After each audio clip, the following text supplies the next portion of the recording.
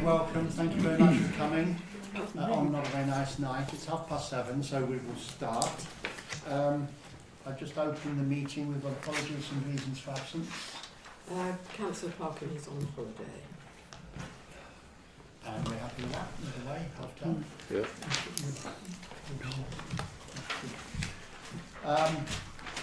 Does anyone have any declarations of interest or other than pecuniary interest to make in the agenda? 16 paid. You've got Outlook, Please. okay, non-pecuniary, so you're entitled to stay here.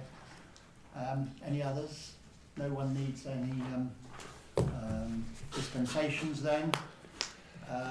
We don't have to do anything about that. A reminder to everybody that we record the meeting with a big microphone, and those recordings will be published. Hello Alan, welcome. Just missed it. Can I ask you if you've got any declarations of interest, pecuniary or otherwise? Just what I can think. No. Good. Okay. At this moment. And we've already accepted George's excuse for not being here. Okay. Yes, we're recording the meeting, so please everyone be aware of that, and that it will be published on the internet in due course. The next item on the agenda before I open the public session is to co-opt one member to the council. We have a vacancy because there should be 7 of us. There's one absent. You can count that there is one short.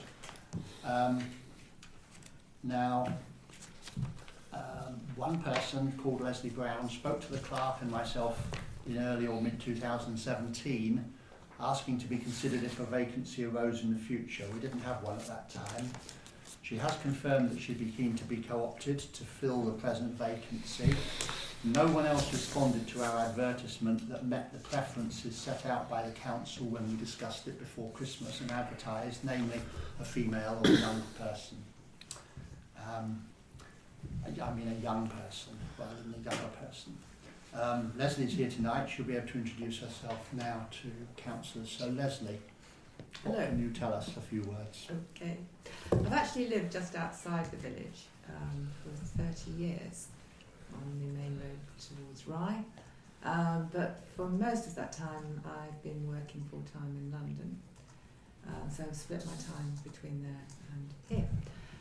However, now I am here all the time. This is my home. I consider it my home. I absolutely love it. I've grown to love both the immediate area and the surrounding villages, and I suppose increasingly, although I've never really participated or involved in the village or joined anything, I have increasingly felt that I would like to become more engaged. And I, probably because I came to a couple of public meetings last year, one of which was rather contentious, and I realised how vital the parish council is as a local institution. Probably rather undervalued sometimes, and at one meeting in particular I felt there was quite a lot of unnecessary attack on the parish council. So I thought, well, this may be where I want to give my support and participate in. I am interested in what happens both to the village and the surrounding rural landscape. I'm very aware that it needs protection, but I hope, because perhaps I am slightly distanced both physically and emotionally from the village, and have still divide some of my time between here and London, that I might give it a slightly different perspective and maybe a more non-partisan view on, I don't know, the balance between protection and actually letting both the village and its surrounding landscape develop. Okay, thank you very much. Can I just clarify, because I do know where you live, Leslie, but when you said you're outside the village, you're outside the 30 limit, just about, but you're of course well within the parish. I am within the parish. Okay, thank you for that, Leslie. Can I ask then first if councillors are happy to go ahead and vote on a proposal to co-opt, or if anyone would like to discuss the matter further in either closed session or in the absence of the candidate, or can we go ahead? Neither. I would consider we should go ahead. Yeah, okay. Yep. So can I ask then please for a proposer and a seconder to co-opt Leslie onto the council? Paul will propose, Alan will second. Is everybody happy with that? Yes. I am. So unanimously co-opted. Thank you very much, Leslie. Would you like to come and sit down between these two examples of councillors? Gentlemen. Wow, That's the word. lovely. Very happy. Now, unfortunately, for reasons you'll realise, we haven't got all the papers. Paul and Paul, I should have said. But we have brought some for you, or the clerk has, and I have got one or two here as well, which we will get to. Could I ask you to sign it, please? Declaration of acceptance. All declaration of office. or So I whatever, need yes. your name that I've already put in that it can be named, but I said you can't. So I just need your name here, please sign the date, and then I will sign it. And there's your Is it wet down your way? papers. Why don't I read it? They're unnumbered, so they're total. Oh, I see. Yeah. Windy. Windy.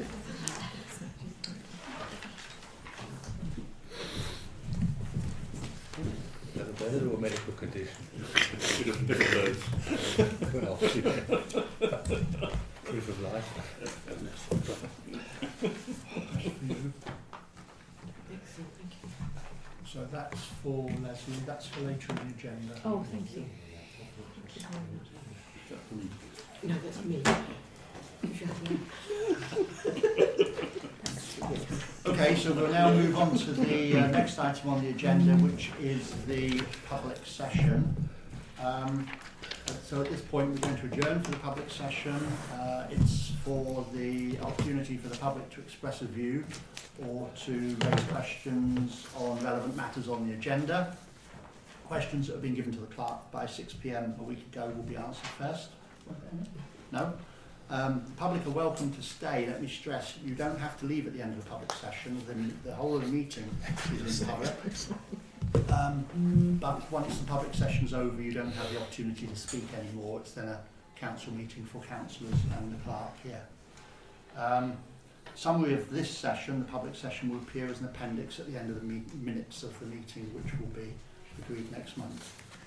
So, and the one other thing for anyone who's not aware, we did adopt a long-standing policy from our standing orders, which we didn't used to worry about. We have adopted it a few months ago, that we limit members of the public to 4 minutes, which is usually plenty, but it is limited to 4 minutes. The only exception would be, and just to speak and then just to finish and somebody else.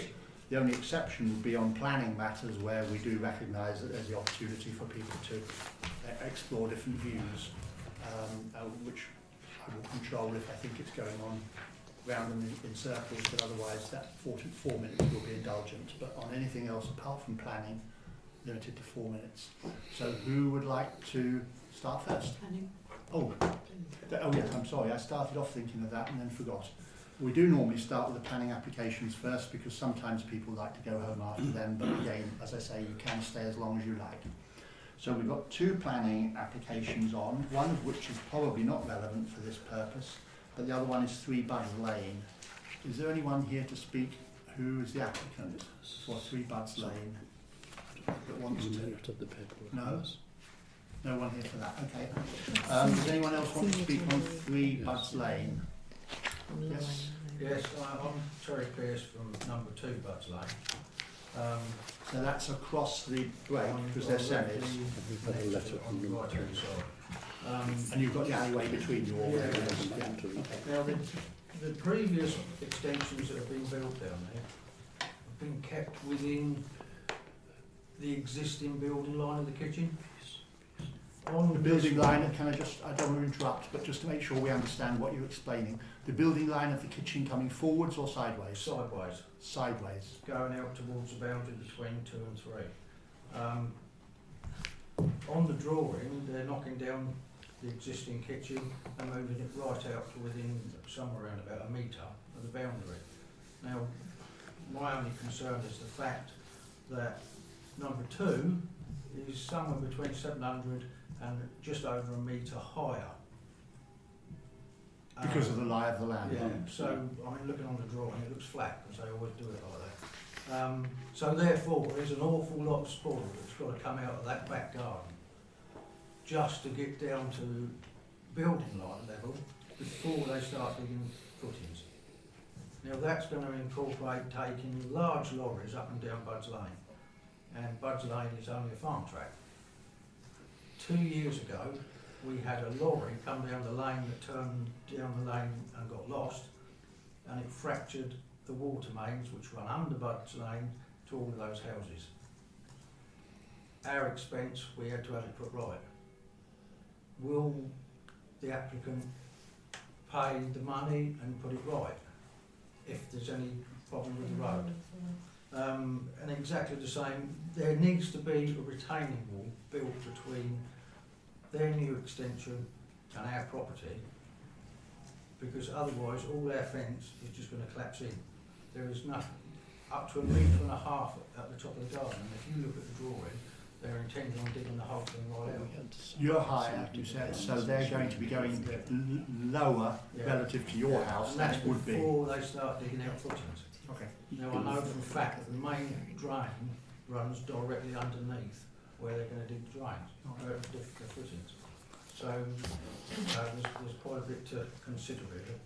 I do think it's probably over development of the site when you look at the size of the building.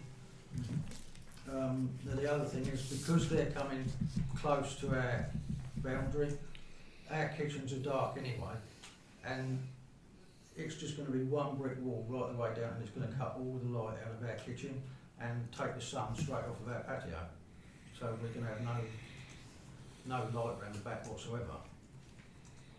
Okay, I think I understand the point you're making. And then the other thing I wanted to point out was the fact that they put in for 3 bathrooms in this property. Well, there's one septic tank that serves all 6 houses down that lane. So it's obviously going to have a knock-on effect. We're going to have the septic tank emptied more. It's going to cost us all more money because of them. And the lady that's already indicated to me that she intends to run her business from the house. So therefore, and she's told me that they do have quite a few people coming and going. So therefore, there will be more use. The septic tank will have to be emptied more, and there will be a parking problem. Okay, thank Don't you. get me wrong, I'm No, not I objecting understand. to anybody having an extension. It's just the fact that, you know, All right. Does anyone else want to talk about number 3 Butts Lane? Yes, please. Off you go. As I explained, for one thing, Do start again, because although you yes, had a of few course. words with me, do. yeah, of course. One of Oh, I'm sorry. You're number 6, aren't you? I live at number 6. Six. Yes. Yeah, and have done since It's okay. 19. Well, dot, yeah, dot. But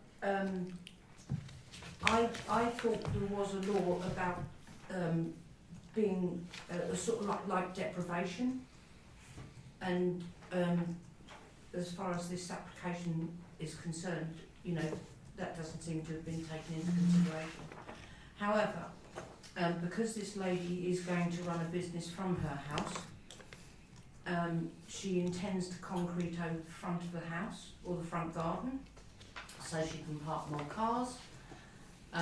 There are drains that go along in front of the garden. There is also another sewage drain that goes under the front garden, which you can't see obviously, but water drains run along the edge of the garden.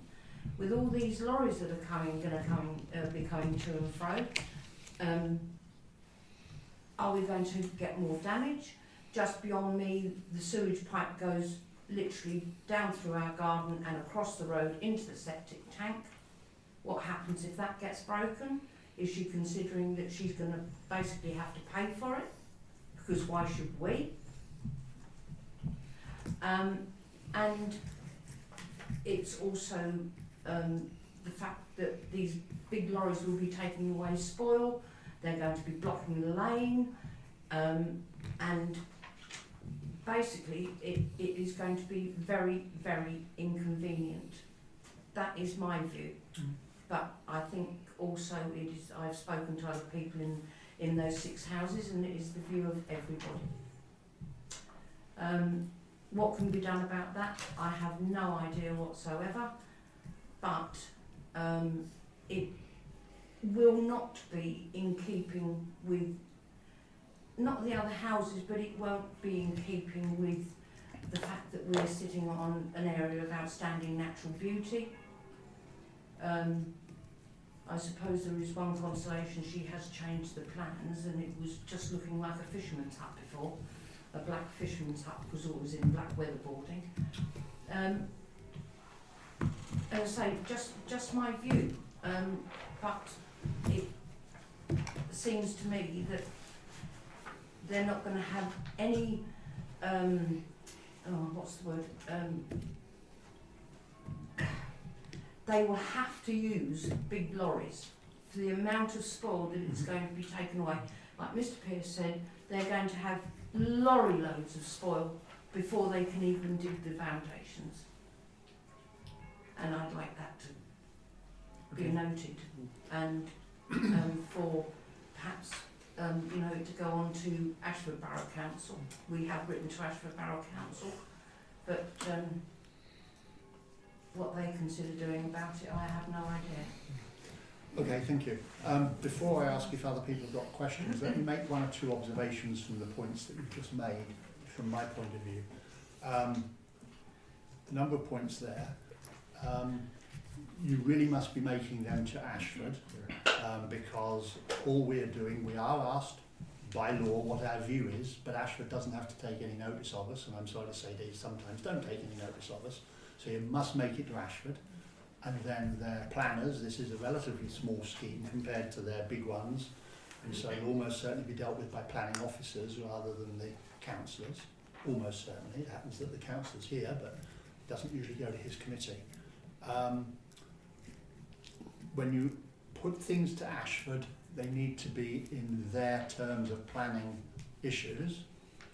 I did earlier say to Babs that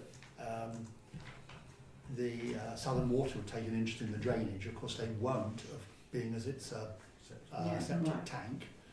And I suspect Ashford will take a limited interest in that, but it's worth reminding them that there is grief there. Concreting over the front garden, Environment Agency have concerns about, and therefore Ashford are supposed to always think about runoff and all that sort of thing. Running a business, it will depend what sort of business it is. Some of them you're entitled to do without any sort of extra approval. Some of them you would need approval to do, and I don't know which it is, and you can look into that. The question about loss of light is one that is not guaranteed in law, but it's a point you can make. And the issue about digging out the spoil and the height, you're talking really about building regs issues, and potentially, if they're close enough, party wall issues. There is law on party walls. They're not allowed to do too much too near your boundary for fear of what it'll do to you. Those are things that I think might be worth raising. Otherwise, I understand the points you made and the importance of them too. So does anyone else want to ask questions, or we'll discuss it when we get to the council meeting, but does anyone want to raise any questions or anything else? Please, Alan.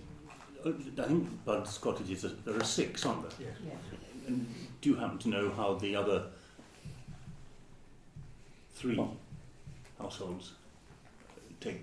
Are they supportive or not supportive? No, I think they're pretty much the same as we are. Yeah. As I said before, I've got no objection to anybody building an extension, but it's the boundary and the subject of, as you say, the party wall gap comes into it, and that's what, and the impact on the lane.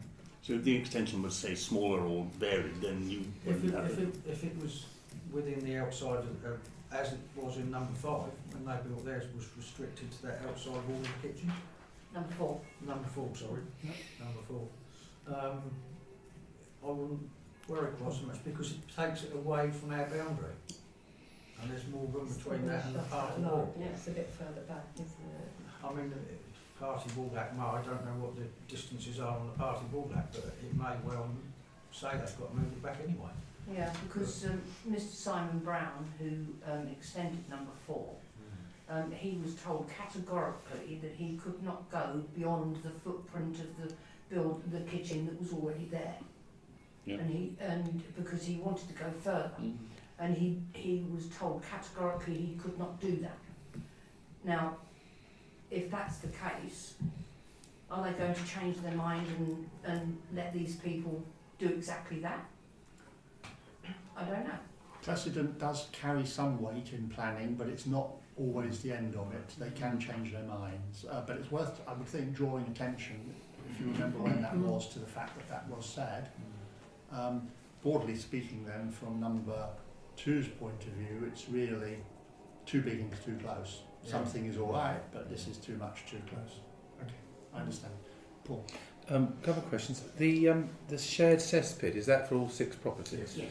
Did any other property have No. share that? So is there a governing document or in terms of shared costs? Is there, or is it just on a sort of No, it's precedent just basis? It's just a gentleman's agreement. We all use it, so Right. therefore we all... So when it's emptied, Yes, the bill is raised by whoever's emptying it, yes.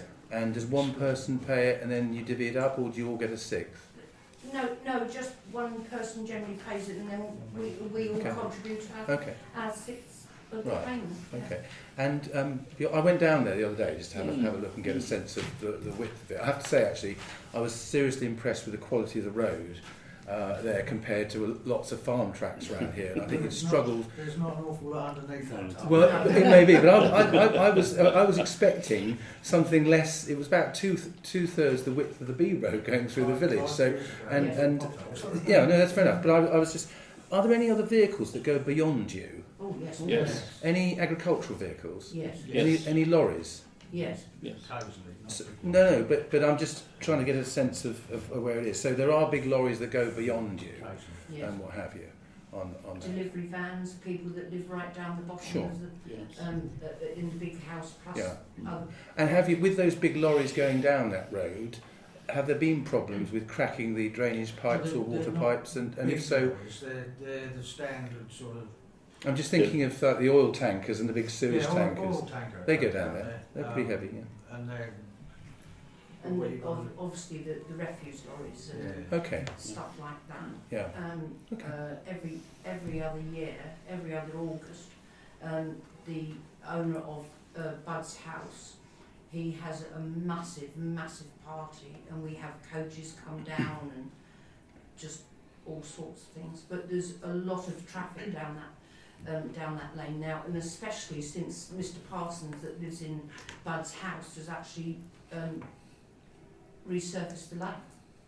Yes, I mean, it wasn't until a couple of years ago. I mean, Bud's Lane was notorious throughout the county for its appalling state, and it wasn't until That's absolutely right. yes, it was because notorious. I mean, unadopted road. when I used to do house calls down there, you know, I regularly used to break my exhaust. Yeah, the point I was trying to understand was that the road seems to be, to me, to be sufficient to cope with significant vehicles. What you've got to look at is there's a difference between a big lorry and a big lorry that's loaded with spoil. Yes. There's a big difference in A the weight. tipper is very heavy. Turning round. Big difference, and there is There's no nowhere, turning no, round. nowhere No. down Bud's Lane for him to turn round. No. No, I'm just thinking of the coaches you That mentioned. came No. down that got lost, he had to reverse all the way back out. Okay, does anyone else want to ask any Thanks. points, questions? No? No. Okay, can we draw... Would you like me to comment on Yes, please. Mick is the expert when planning comes in. it? I don't accept the expert bit. What your chairman said about this application was as near the truth as I know as well. There's about 2 or 3 things that the planning officers would be interested in. One is this distance to the party wall or to the adjoining house, or the non-adjoining house, the one number 2, and possibly, just possibly, lack of light. It's a very technical and scientific way of measuring all that, and often it doesn't come out the way you hope it will do. Obviously, the ambience of the whole extension needs to be taken into consideration with the other 5 houses, so it doesn't look out of place. Concreting the front lawn, definitely, as the chairman said, it would be an environmental thing, but it could be mentioned as a condition or a notification to the applicant on the result, you know, the verdict on this. As far as the lorry goes, the sewage pipes go, and basically anything else, I'm afraid they would all be civil matters. And it wouldn't do any harm to let the applicant know that this is what you consider and that you might be taking action should any damage be done. You can't sort of say, you've got to pay for the damage you're going to do. I'm afraid you have to wait for it to happen. But you might just like to suggest to him, you know, as a group. I think that's as much as I need to say, but I hope it just might clear things a bit. And do make sure you do make any points you've got, as Mick has explained, to Ashford on the website. I'm sorry to say that if it's granted by Ashford, then it's granted. There's nothing you can do about it. And sometimes one wonders why, but make your points as far as you can. And when we get to the council part of the meeting, we'll see what people here think. Well, yeah. Thank you. Okay, thank you very much for that. Now, other things in the public session. Who else would like to say anything? Yes, approximately 2 years ago, I made a formal request that 2 names be added to the war memorial. As far as I know to date, nothing so far has happened. Today I did actually contact the conservation officer after you mentioned the fact that there may be listed planning, only to find out that they don't really want to tell me anything because they consider that to be a parish council matter and that you should deal with. Well, when you say I just came to ask what if any progress has been made on this. Well, the only progress has been that we've been waiting for a proposal to do something. I've never had as far as, and I don't think you've had anything on the names that you would like. Yes, I made a formal request over 2 years ago. Came to the parish council and made that request. Got it in writing? Not in writing. No, I mean, you told, we all knew that you had an idea to put names on the war memorial. We've never had a formal proposal that we could consider. We've never had any research to back up why those names should go on. I'm very keen that if we can, we should follow that through. But we're really waiting for the starting gun to be fired. Well, surely my request at the parish council was sufficient to warrant that. Why do you need actual written application for that? Well, I mean, if you look on the RBL website about adding names, it explains that we'd have to go away and talk to various people. We'd have to do research in the archives. See, you know, if we would or you would, one of us. I mean, ideally, it would be you. You could have put that into your report as to explain what the background was and why you thought that these people should be named. It would have been nice to have been told at the time then that could we have it in writing, but I was certainly never told that at the time. I don't think it ever occurred to us that you were doing more than giving us early advice of your intentions to make a proposal. Well, it wasn't yourself I actually requested it to in any case. It was the previous parish council chairman. Well, I'm sorry if you think that it's just been us sitting on our hands. We've been waiting, to be honest. And I mean, in my note that I put out to councillors on the things to do for the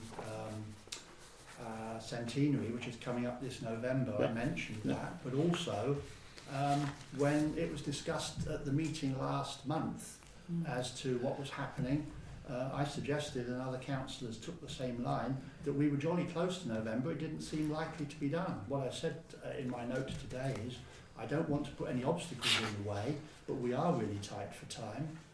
And I think what you're saying tonight is, well, can we proceed on the fact that we were asked to 2 years ago orally? And the answer is no, I don't think we can. We've got to have a bit more than that.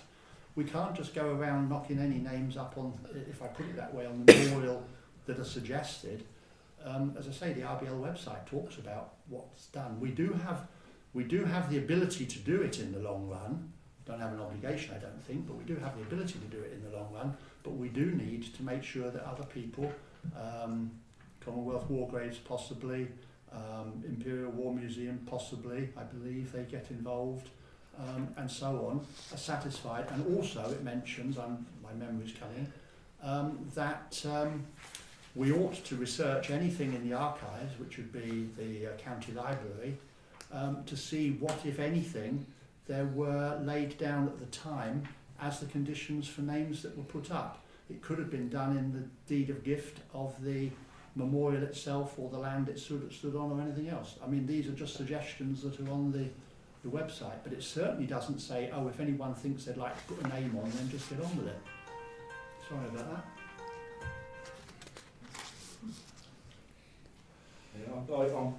I'm rather upset by the fact that nothing was mentioned to me at the time. The inclination, the implication was at the time that they would be quite happy to deal with it. Okay. All right. Well, I note your disappointment. There's nothing I can do about your disappointment now in arrears. We will get to the issue of the centenary shortly, and we'll be going through with councillors all the things on there. Does anyone else want to raise any points on that? Can I have a quick bit of information on that? The names currently on the War Memorial reflect those that are in the church, and all the ones in the church reflect people who actually lost their lives in both the two wars. Yeah, that's all correct. So the two additional names, I do remember. Well, one is they were slightly unusual, weren't they? Yeah, one is in the fact that it was Samuel Pope, who was actually buried in the churchyard. The cemetery, Wittersham Cemetery. Right. But he's not mentioned on the War Memorial. He was a Royal Marine artilleryman during the First World War. Died in 1916. The other one is. Is he on the church memorial inside the church? He's not on there either. No. Okay. Cecil Aldridge is the other one. He died during the Second World War. He's on the church war memorial, but not on the actual war memorial itself. Okay, thanks. Thanks, sir. Yeah. Have you any information as to how they were missed? No. Well, the only possible one with Aldridge was the fact that he died in this country. I believe in a car accident or a vehicle accident, and I can only surmise that they seem to think that he wasn't, because of that he wasn't entitled to be on the war memorial. But, which of course is exactly the kind of thing which I said would require more research as to exactly what the basis was at the time. Was he still serving? Yeah. Yeah. In well, I'm going to say, since the fact that two of the people on the war memorial never actually came from the village, but were merely nephews of Colonel John Boddy, it sort of rather sticks in the throat to think that somebody that was from the village didn't get put on the memorial. Everything you say, Dave, as you say it, but on the other hand, there are various strands of sensitivity here that would need to be navigated as to what the historical basis was. Should we ask Dave for a written proposal? Well, that's indeed what we've been waiting for. Yes, specifically a written proposal from you. Plus whatever you can. Is it on bit? Well, I say, I don't know. I mean, ironically, George Parkin is the Legion secretary, and he's also on the parish council. Well, I don't mind who it comes from. Miriam, you want to add something? I don't really understand why you need a written proposal. I mean, I was certainly at the parish council when this was mentioned before, and I think it was in the remit of the chairman to put this on next month's agenda, and I'm sure Dave Fletcher will be able by then to give you the information he's got, and then I'm sure the History Society and the Parish Council together could take this forward and make sure that we get these two names on for the centenary. I mean, there's plenty of time. You just have a commitment now that it will be on the next month's agenda. You've had a request in the public session, and you've also had a request 2 years ago, so I don't see why we have to delay that. Could it just simply make a decision that it will be put on the next month's agenda? Okay, thank you for that advice, Miriam. Is there other things you wanted to raise today? Just if on that centenary, are we to assume that the war memorial will be cleaned for that? It's looking pretty grubby again. It is on my list for when we get to the council session. Yes, we're aware. Okay. And that's not to say that we can be sure it will be. We're not sure Well, who's we going to do can it have a yet. proposal But that it is certainly it on will our be list. cleaned. Yeah. Okay. Okay. Thank you very much.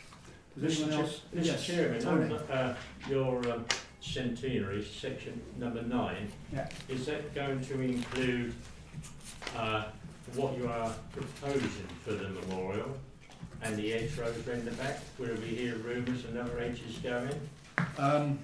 As you had a comment from our Secretary of the Legion of a plaque or something for honouring 100 years to the 1914, 18 war. The issue about the hedges, the council took a decision on at the end of last year. I can't remember which meeting it was, but we did take a decision back then, having considered it in the round of Coronation Field, the Green and the War Memorial.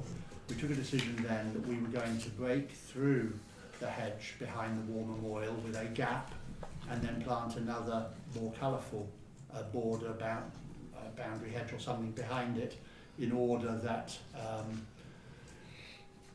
we actually succeeded in integrating the memorial with the garden. Rather than the memorial just being orphaned on the street corner behind a high hedge, it would actually also be, it would be on the street corner still, but it would also be part of the garden, and that the view of the memorial from the diagonal, as it were, down the Poplar Road would show the memorial, it would show some colour behind it, it would show a silhouette, because we have applied to Ashford to take out the self-seeded holly tree behind it, which takes from the silhouette, and you would be able to see the war memorial with that lower hedge in the garden, from the garden, vice versa. It's all part of the same civic space within the centre of the village. Now that was decided in the one of the last meetings of last year.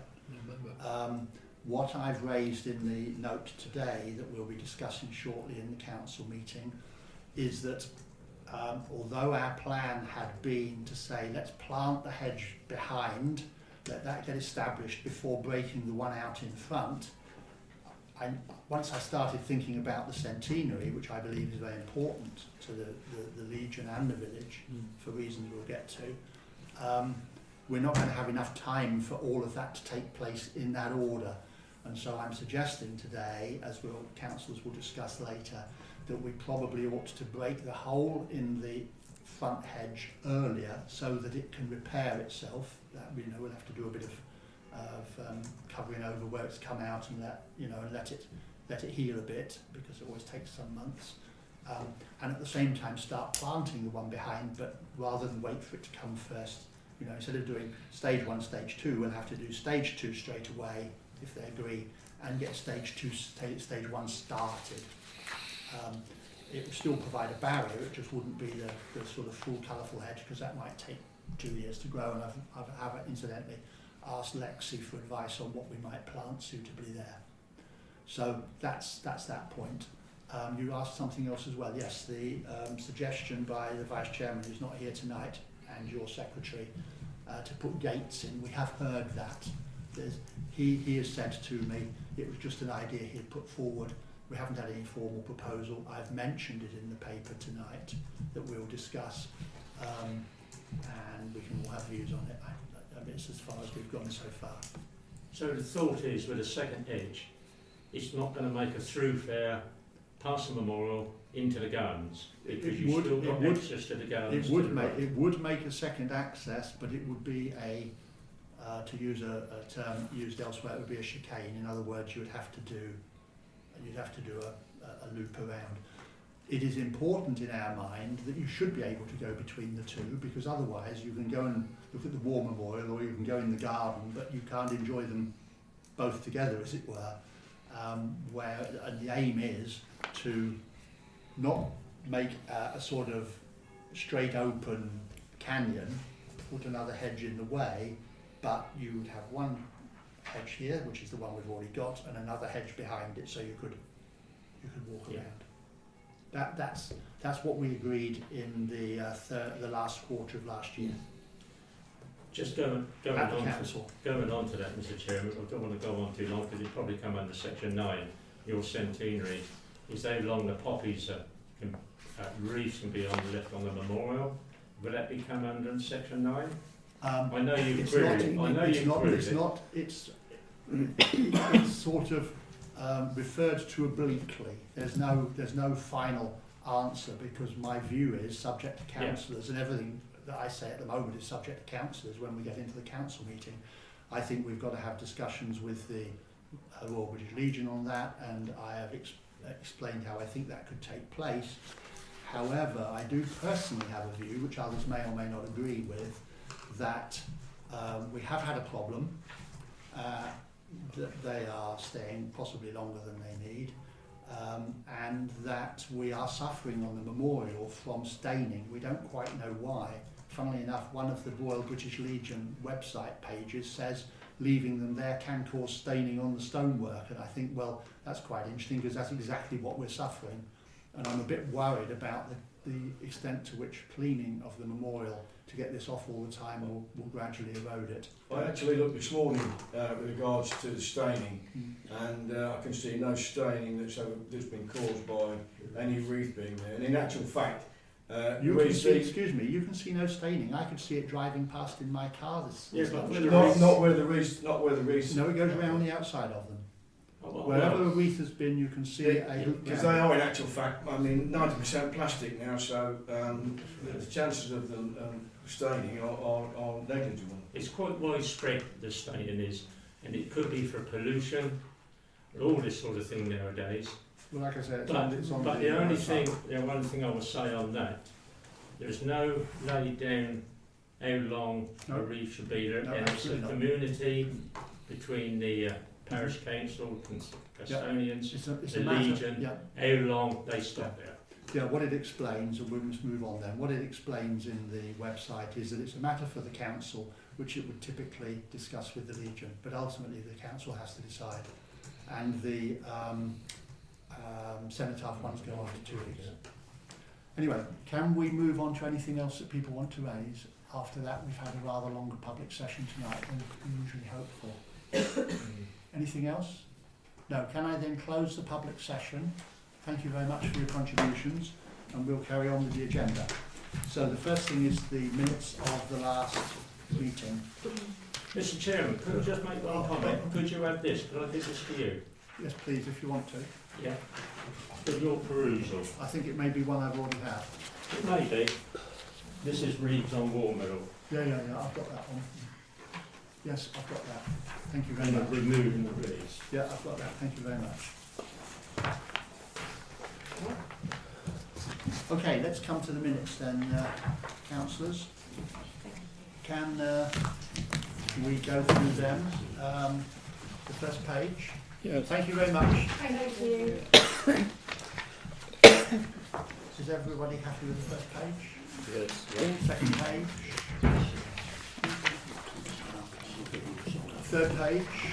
Yeah. That's 79. Yeah. Fourth page. Yeah. Okay. So can we take them as a correct record? Yes. Everybody happy? Oh, Alan thinks he's fine. I don't think it was important, but don't worry. I can't find it now. We'll come to it. Right, I'm signing them then. Mm-hmm.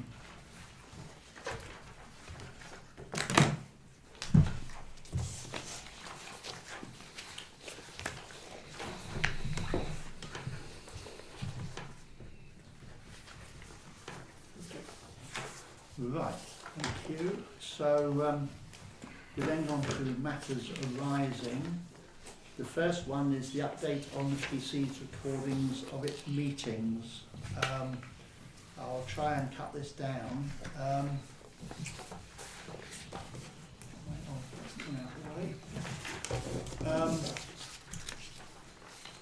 The fact is that we have found this pretty slow and tricky.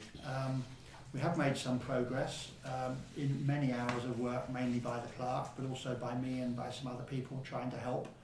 I never envisaged it was going to be so difficult. At this point, We have now got 2 that went up originally on YouTube, but unfortunately without any titles, and they are there. We have managed to get another one up on YouTube twice. The first time it didn't appear to arrive, but when the second one arrived, the first one had arrived as well.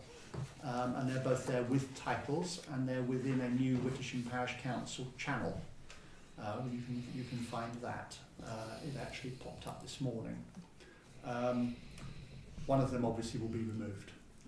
There is also another channel, Wittersham Parish Council, don't ask me why, which doesn't have any recordings in it. We'll get rid of that, we believe. So now we think we've cracked it through several versions of software and problems of every sort. The only difficulty is that it takes longer to get them onto YouTube than it does to have the meetings. It's several hours. It's a very slow process. First exporting the recording, then adapting the recording in some way, I'm not sure, then uploading it to YouTube, which is the easiest bit of all, and then YouTube does a long processing in order to make it workable. Anyway, we are getting on with it. We do know now how to do it. It's just a matter of getting through the rest. Feel free to go and look at the ones that are there, but that's where we are. And I am sorry that it has not been as quick as we would have liked, but that's simply technical problems. The clerk and our previous chairman and another resident in the village that's now helping us, who is in that business and has had problems that he never expected. He uses an Apple Mac, it works fine, PC, problem. And we've had to change software and all sorts. Very long process. The clerk has been very frustrated and very diligent. I think our gratitude for to all the hard work. Indeed, absolutely. Yes, So I'm sorry. Yeah. The only other thing to add to that, which doesn't help really, is that the last month, January, recorded very, very low volume. We don't know why, apart from a few seconds at the beginning. And we've tried to increase it, and all it does is it gets more volume, but you can't distinguish it. It didn't have enough gain to record properly. And another one from last year, I think April, the recording is simply not there. John couldn't find it when he moved everything from the old computer to the new one. He checked on both. It's disappeared. The most likely explanation, and it's only a surmise, is that something went wrong with the saving at the end. It's just not there. I was pretty sure it was all there. But then it is difficult. I think the fact that the clerk is having to take part in the meeting, to start it, to stop it, to keep her notes on the same computer that's doing the recordings, there's plenty of opportunity for problems, and it's not been as trouble-free as I would have liked. But as we move forward, then hopefully it will all come together. If you're an expert in those things, that would be very good. Sadly not. So that is the update on the recordings. Not a good story. I'm ever so sorry to interrupt, because I know it's illegal, but you haven't asked Joe to speak in the public session. Quite right. Ah, okay, I shall adjourn. You're quite right, thank you for that, Roger.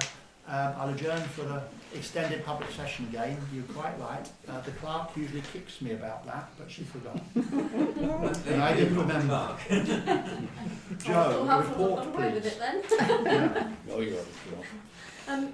Okay, I'll give you a quick brief outline of what I've been doing.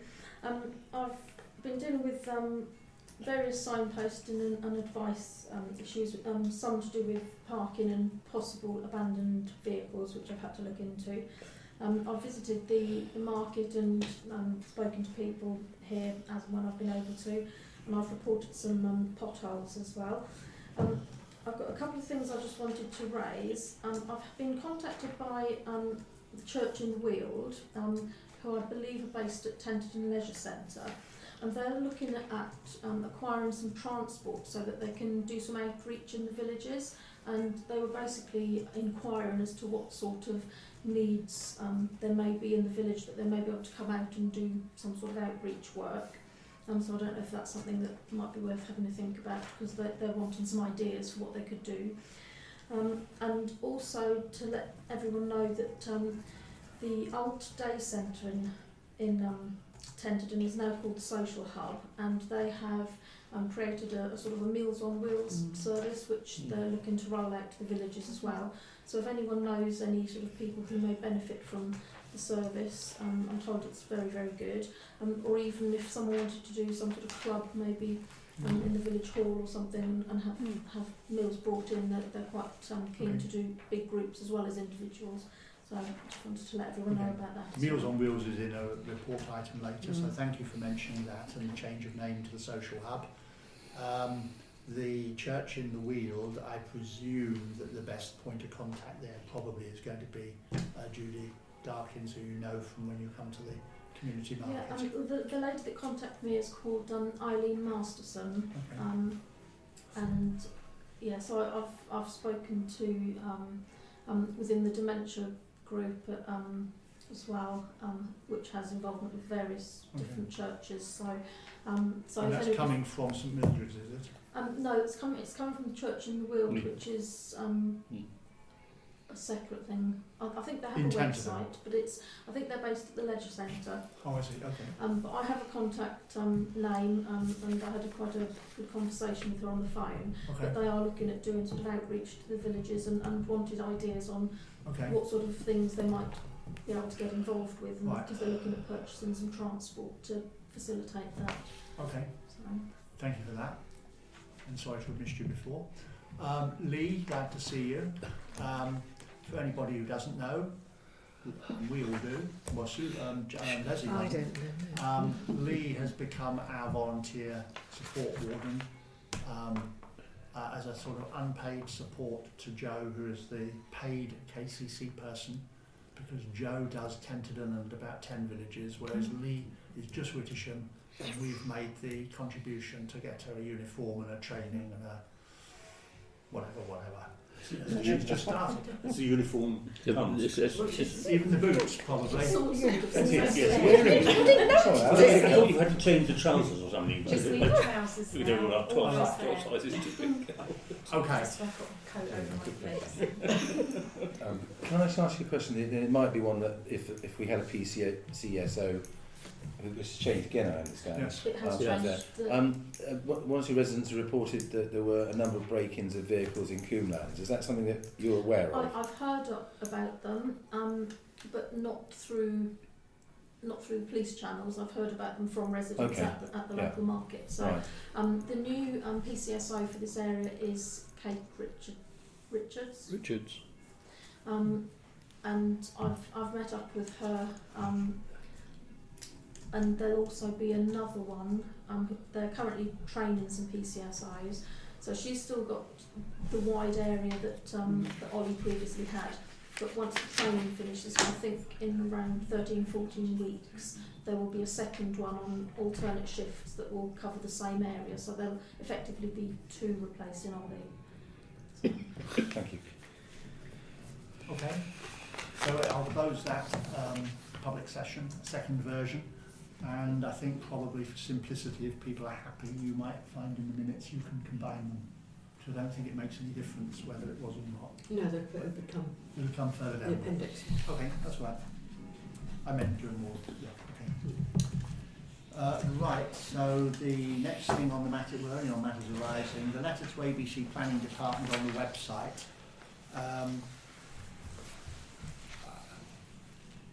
Councillors are aware, they've had some documents already. There were anxieties at the CALC meeting, Ashford Branch, about the process by which the plan was devised and written, and in particular about omission sites.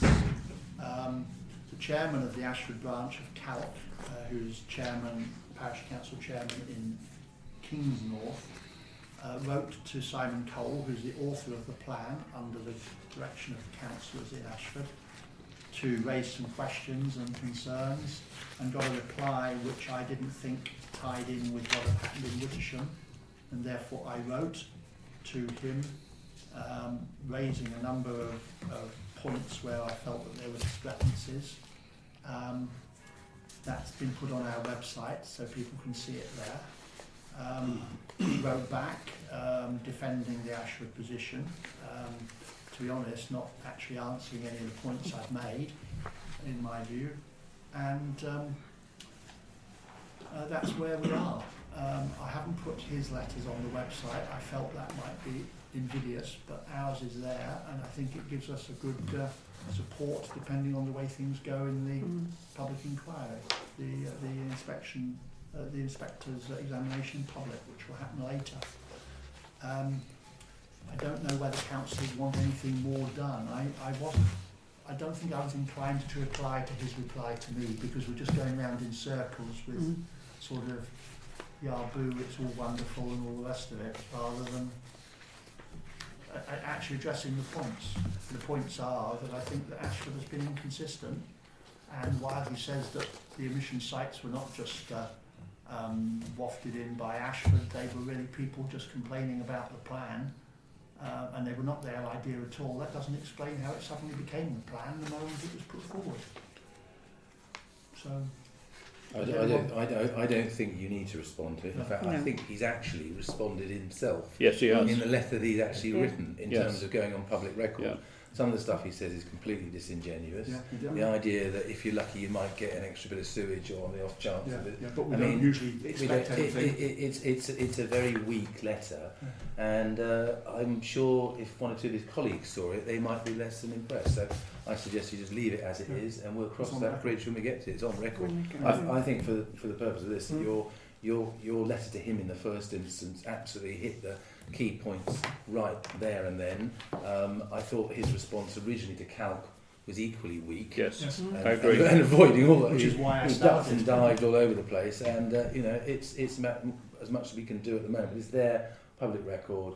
Our views are there, and I wouldn't be surprised if at some stage someone actually takes note of it. Yes, I would support that totally. I think that responding to Simon Call for a second time would be a waste of time. Counterproductive.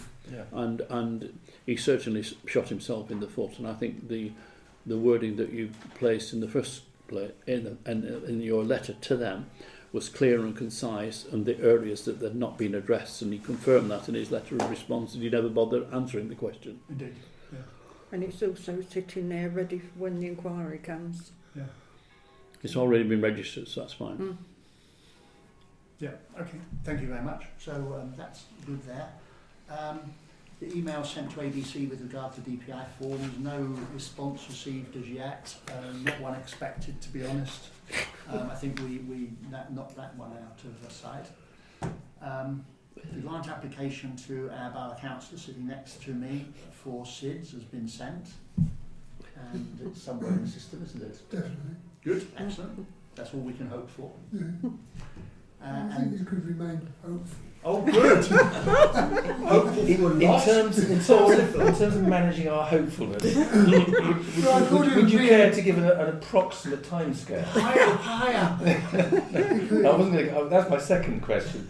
But I've got a vested interest in the sense that I'm looking on behalf of the parish council at some of the other issues in the CCTV bit, and this is connected, the whole speeding bit. But are we looking at potentially a possible decision, hopefully a good one, this year? This year, this month. This month, okay, right. Well, I didn't want to sort of put you on the spot. But No. as you Yes, you would. As you've responded so specifically, I'm going to say no more. This month, thank you. Up the tone of the meeting. Thank you. All right, then we have inserted in here CCTV, which is a matter of right. Yes, it will be. Paul, you were going to report back on your prognostications. I can do that under highways. Oh, you're going to do that She under highways? suggested. Well, you had a choice. Oh, I'll leave it to highways for the moment. Okay, we'll do it in Press on. highways. I should scrub that out. And I shall write it down here so I don't forget it when I get to it. Okay, so we're off matters arising, good. Planning applications previously circulated, so Bud's Lane is the key one, number 3. Who would like to start?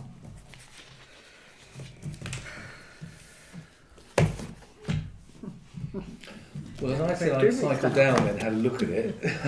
Because I felt that making a decision on something like that without actually realising what it looked like, and our borough councillor made some really important points that we have to differentiate between what I call the planning pieces and the other things that go in terms of light and so on and so forth. So pity in a way actually that the occupants of 6 and 2 aren't here, because I would have thought, although it comes outside of the direct planning piece, that it would be worthwhile getting in surveyors to look at the state of the road before and take evidence of the state of the road before work commenced, because if there is some sort of damage, then it's going to be a civil action, and therefore you would have an independent expert advice on that. But that's nothing to do with planning. Unfortunately, whether one has, looking at the plans, it's had a bathroom and a shower room and a downstairs loo. The shower room and the bathroom had loos, but actually, frankly, the number of loos you've got doesn't really equate to usage, it's the number of people. And that, again, is not a planning matter. So on the planning side of things, the things I was concerned to hear from Mr. Pearce, number 2, was this whole issue of the fact that, and it is on a real slope there, and if you excavate to the extent that it seems to be required in those plans, the whole thing's going to fall down. So that party wall, that retaining wall, I think is absolute key. The second piece is that if the previous extensions by precedents kept in line, then I would have thought that there is a very real argument that says, and they're all pretty uniform in size and shape originally, that therefore you retain that, and that's what a planner would probably look at. I think that that's probably the 2 key points. The right of light, and from personal experience in the previous property, and we had a situation there with a big extension next, and unfortunately your right of light is pretty minimal. Right. If anything, its privacy takes a precedence over light.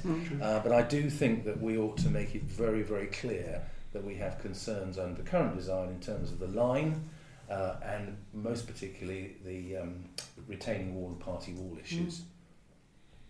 Yes, and the point you made about the road, of course, someone who's going to be potentially both interested in the road state and able to take action if necessary is the owner and occupant of Bud's house, who also has a full-time PA there who can run some of this stuff with Ashford, as indeed they did with the planning issue before.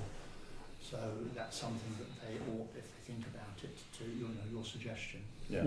And your point actually of getting together with that particular house, with number 4, and say, look, this is our intention, that we want to keep this so it's fit for purpose.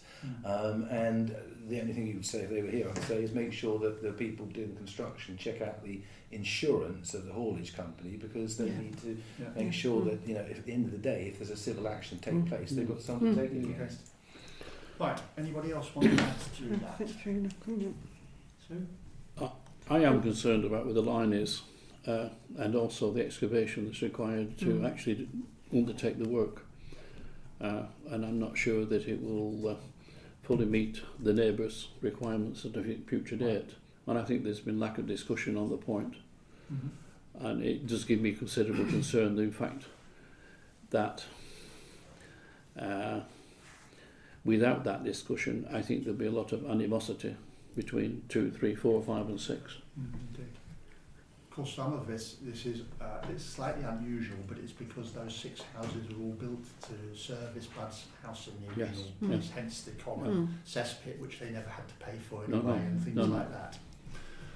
Sue, did you have something to say? Well, no, I agree. I think it's all the party wall and the excavation out. I don't think there's anything that can be done with regard to the sewerage. That is something that those 6 houses have got to sort out. Yeah. Alan? I don't think I've got anything to add during the discussion. Okay. But I'm sympathetic to everything that's been said. And Leslie, you've been I'm here only very able much to hear to what they observe said. tonight. Right, it's a bit difficult, I understand. Okay, my view is that a lot of it, as we've agreed between ourselves, is not something that's going to sway the planner very much. There's also the problem, because it's a private road, it's not even sort of public street scene. However, it is definitely exceeding anything that's been done before. There is the issue about the the excavation and whether the thing holds up and all the rest of it. And Ashford does get involved with that. I mean, certainly the building inspectors do, building control, but also they do need to make sure that if there's a right to a party wall agreement, then that is all conducted properly. It may not apply because they may be far enough away, but there are a whole load of rules about it. Can we recommend a pre-planning approval inspection by building regs? I don't know what happens there, do you know? Pre-planning inspection by building regs. I mean, they have to get building regs approval before they can start. Yeah, the only Whether they question get really, approval I or think, if such a thing could occur, would be by this from the applicant, Yeah. to be honest. I think then I don't think you can ask the I'm just thinking if the officers to planning... go down and look at somebody else's application. building regs actually, of course, only starts to get involved when they're paid as well. Yeah. It's a separate payment. Also, you've got to get it passed first. Yes, yeah. I think then, if people are happy with this, we ought, Yvonne, to compose a response that in effect says that we have heard from 2 neighbours there are significant anxieties about the building being larger than has been permitted before. The anxieties have been expressed that it's larger than had been permitted before, it's going closer to the neighbouring building, that the neighbouring building is on higher land, and that there are anxieties about the amount of excavation and whether it will imperil the structural stability of the higher building, and that we therefore urge the planners at Ashford to examine the application very carefully before considering granting it. I mean, ultimately, are we objecting to it, or are we... It is a private road, isn't it? Yeah. Yes. And I mean, if, for instance, the owner of the private road, and we know who that There is, isn't one. There isn't I one. don't think there is one. They've all got a right of way They've got to rights. each of their buildings. They've got I don't rights. think anybody owns I it. thought, Other than the bit down the bottom, which is owned by well, of course, how it Charlie was. and Lord Addy Yeah, paid for the resurfacing. Quite, We did yeah. it. Does that make him owner? That's because the coach couldn't get down. Yeah. They They had a themselves... vested interest. If they said, I mean, could they say, actually, you can't come down there with your big lorries? I think that we went through this, Alan, when they had the problem with the illegal building on the strip on the edge of the hill. Yes. Yeah. And I talked to Babs's husband, Stephen Lewis, several times about this, and I also, I think, certainly emailed Charlie Parsons' PA a few times, Miss Lyon, I can't think of her first name now, Charlotte Lyon. I said, isn't the easiest thing just to ban anyone coming down the road? And they said, no, we can't, because it's totally lost in time as to who's got rights over that road. It's certainly not adopted, that is clear. As you remember, they did for a while have a sentry. There is a gate across it further down, which That's they, right by Bud's house, though, isn't it? very close. Yeah, that's the last bit where it's definitely Bud's house. It's in his Yes. perimeter. The problem down this other bit, of course, it would have all been Bud's house once. It would have been their fields and everything. No, and they've all my been suggestion flogged is off. that it only becomes their, presumably it only becomes their property beyond that gate. Yes, I think so. Yeah. Certainly, that's what they wanted to restrict access to. So it's one of these curiosities where it's not a public road, but the privateness of it is rather sketchy. So we get the feeling we're not supporting it. Yes. We're certainly not supporting it. No. I think the piece about potential risk of structural damage to number two is and make it very clear to the planning officer that we are raising this as a major concern, and that we want them to take serious note of that. Yeah. So whoever's reading this, at least we did flag it all up, and if they go ahead and grant it, or what have you, then and there is subsequent damage, then there it's is all one evidence. there is one little technical point here that was in my mind earlier. If we decide to object, which we're quite entitled to based on the representations we've had, and you've gone and looked at it as well. I mean, I've relied on what I could see on the plans and on the Google and my memory of it. But if we do object, then under the Ashford standing orders, the planner is not supposed to pass it without consulting the clerk. Doesn't mean to say he does, but it is the rule you've confirmed before. Well, we agreed that I would remind them at the time. Indeed, so you can do that as well. Do we know, is the resident a long-term resident of the village, or is it somebody who's just moved in who doesn't really understand how that little community works? Don't know. I would say so. Seems like It's So we don't know how long they've been there. No. doesn't make any I difference. would I know it doesn't, but No. It's it would kind of be, up it to would them be just to interesting to get a perspective. No. It's number 4, isn't it? Yes. It's Number three. Number Three. three. Number three. Simon. Yeah. So, Number 3. Isn't that where you want it down it? I think it's Ted Downer's Yes. house. I Yes. think long term you Yes, could say yes, no. it So is. it must be a new, Yeah. must be a new, Go must be a back new. 50 Yes, new I think it's I new. went, but I went down there to deliver. I delivered all the neighbours. I couldn't deliver the applicants because Yeah. there's no sign of anybody Yeah. there. Mm. There's no letterbox, no box, no anywhere So to it must put have still anything belonged down. to Mrs. So Tennant. yeah. Because Ted Downer was an employee of either Tennant or Mrs. Tennant. So it must have been sold after Ted Downer moved Yeah. out, I think. Yes. By the Well, Ted- by he the died Tennants. and Monica Yeah. stayed Yes. on. Yeah. And once she went, then it would have been. Then it was sold by the Tennants. Yes. I've got you. Okay. Yes. So we're happy with the notes. So what's our I think recommendation? what then? we're doing is if people are happy, we're objecting because Objecting. that triggers the need for consultation again, where Yvonne can give them a gypsy's warning about it, and we're also putting in our specific narrative version As to why? as to why. Right. If we just say we object, then it doesn't. They have to ask, but on the other hand, we haven't said anything. What Yvonne can do is get it on the record in the planning portal that we have these anxieties as examined with the. I mean, we come back to why does a planning application have to come to the parish council? In my reading of it, it's because we can apply some local savvy to the issue, and that's why we give the people a good opportunity to talk about it as well. Okay, let's move on from that one. The second planning is what is loosely called land rear of Island Barn. What it means is land going backwards from Island Barn up to near the other end of the island, near you, Alan. And it is for a new electricity post to hold up the wires that are sagging a bit, I think. And it's in a hedgerow from their markings, somewhere behind, what's his name? Cynthia's husband. Cynthia Clevedon. Yeah. Mark Clevedon. We think it's theirs, don't you? No. It's not that No, far. it's the wrong one. Oh, I'm If you thinking do a line somewhere. between you and Alan, it's about halfway between I'm the two of thinking- you. sorry, You can probably see it from your house. I'm And thinking. benches. Yes, I remember. Yeah. It's the next field We, boundary. that's right. Yeah. Yeah. The next Yeah. field boundary. I'm Yeah. mixing it up with something else. I don't see. I Quite mean, it's an existing line. It needs support. I can't see any reason No. why we would not to support the support. I would agree. Okay, Could good. be fine. So we're supporting That's that. sensible. Have they? Do not we you. know if they've informed Miles? They don't have to. They don't have to tell him. No. That's rather necessary. Yes, it is. They've got Like I those. said, I asked him. I haven't said anything to him, but No, I did ask, and he came back. I meant to.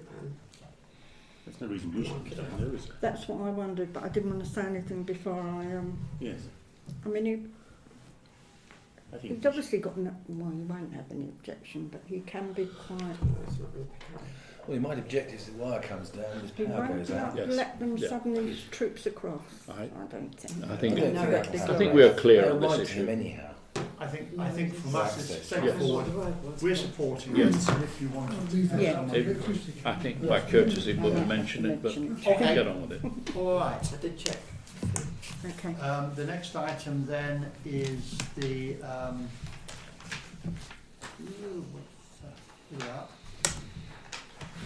dealt with that.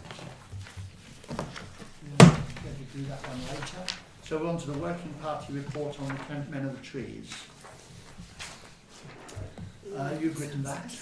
Yes, and Leslie, you should have in that little lot I gave Yes, you. it sounds fascinating. You should have the report. This is quite helpful. Thank you. The plan Yes, has yes, been yes. last month, or the month before, when I asked for the working party to be set up, and I was delighted that you did it all very quickly and came back with a report, that the idea would be to make recommendations that we could pretty much just accept. Yes. On that basis, does anyone have any problems with what has been proposed? No. I thank you for coming up with some clear proposals. And they're excellent. The only thing that struck me right at the very end is the idea of planting the tree in the frying pan circle, although it's ABC's responsibility. You know more about this than I do. you remember that we had the issue of Sid getting permission to chop a tree down. That was in his garden, wasn't it? Well, no, it was in the bit of grass in front of his garden. Okay, but not where this one Oh, was. no. No, it's Otherwise just that we'll be going vehicles trees. drive over it, park on it, and that was just an idea. But one thing I didn't put on there, Okay. To see what's the condition of the trees, etc. I would, we discussed, but wasn't part of their report, was the alder tree that has got ivy all over it. Oh yeah. And we've had, And this is in the churchyard? It's yes, in the churchyard. Okay. see the big branch It is a that broad is, branch. It is. Yes, I agree. it's this one. It's that one And there. the people that live there keep There. asking us to Yes. do something with it. Yes, that's right. And it's just covered in ivy. There's a lane Yes. in between the house and Is the tree itself wall, killed there's a by passageway. That's No, I don't think so. Okay. It's That's so dangerous. covered you can't actually see. Okay. But they said if we just took that branch off, Right. but once again I would have to ask conservation area and Yeah, the right, church okay. and Well, what you have could you. do that. But yes, I've got all that already. So is everyone happy then with just endorsing the report Yes. and get on with it? Yes. Good. Yes. Excellent. Thank you. More like my partner. Thank you very much. Right. Pictures and everything. Okay. The next one then is a meatier one. It's the Voices spreadsheet. Now I sent out, thank you first of all for everybody on coming back on that, sending me the updates. I've put them on the spreadsheet as best I can. There have been more changes this month than usual. As I put in my covering mail that came out, and Leslie's got a printed copy tonight, I think we're moving towards a time when we'll have to go back to the original long reports, and some of you have been doing that already. You should probably separate from the Jeremy. That's Goldie. it. That's Good. it. That's it. I think we're coming to the time when we have to go back to the reports, as you've been doing already, and restructure what we've got on the spreadsheet by saying, okay, some can be taken off. So, for instance, when Colin was saying, look, you could take that one off now, I've not taken them off yet. I've left them as we started. But at some point, we need to go to version B of the spreadsheet with some disappeared because they've been done, or they simply cannot be done and they never will be, and we'll have reasons for that, or modified into something that actually we've done a bit of a swerve to a different version, or lastly, of course, that we're still doing exactly what was asked for, it's just not done yet. And that's, I think, a little bit further away. I'd like to make a bit more progress on what we've got, which will make it easier then when we come to version B. But we have, as you can see from the colours, actually changed quite a lot this time. And blue, I think typically, I wouldn't say it's all consistent, but blue is often where we're doing a swerve of one sort or another. So, for instance, in housing, which Colin gave me, there are three together. One I think is off, or he thinks is off the agenda. One is waiting on ABC and the plan that's going to take some time, and one is not achievable. But ultimately, those three, subject to us having a careful consideration, won't go forward. Now, when we get to that consideration, I'm now just jumping ahead. I think it's got to involve at least Roger as chairman of Voices, and maybe other people in Voices as well, because this was their proposals in the first place. The good news tonight is I think we've it's not that we've necessarily made more progress than before, although sometimes we have. We've certainly clarified the progress that's been made, and we've moved the document forward rather than every month it's waiting for the one after. And if people are happy with this and their own sections, what I can do, if you're happy, is I can send Roger a copy of it so he can see. He's smiling, so that must be good. Grimace, yeah, that's it.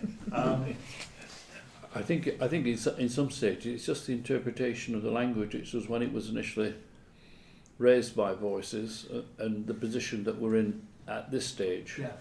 And it's the language. The sentiments are very much the same. It's actually you implement that across the board. Yeah.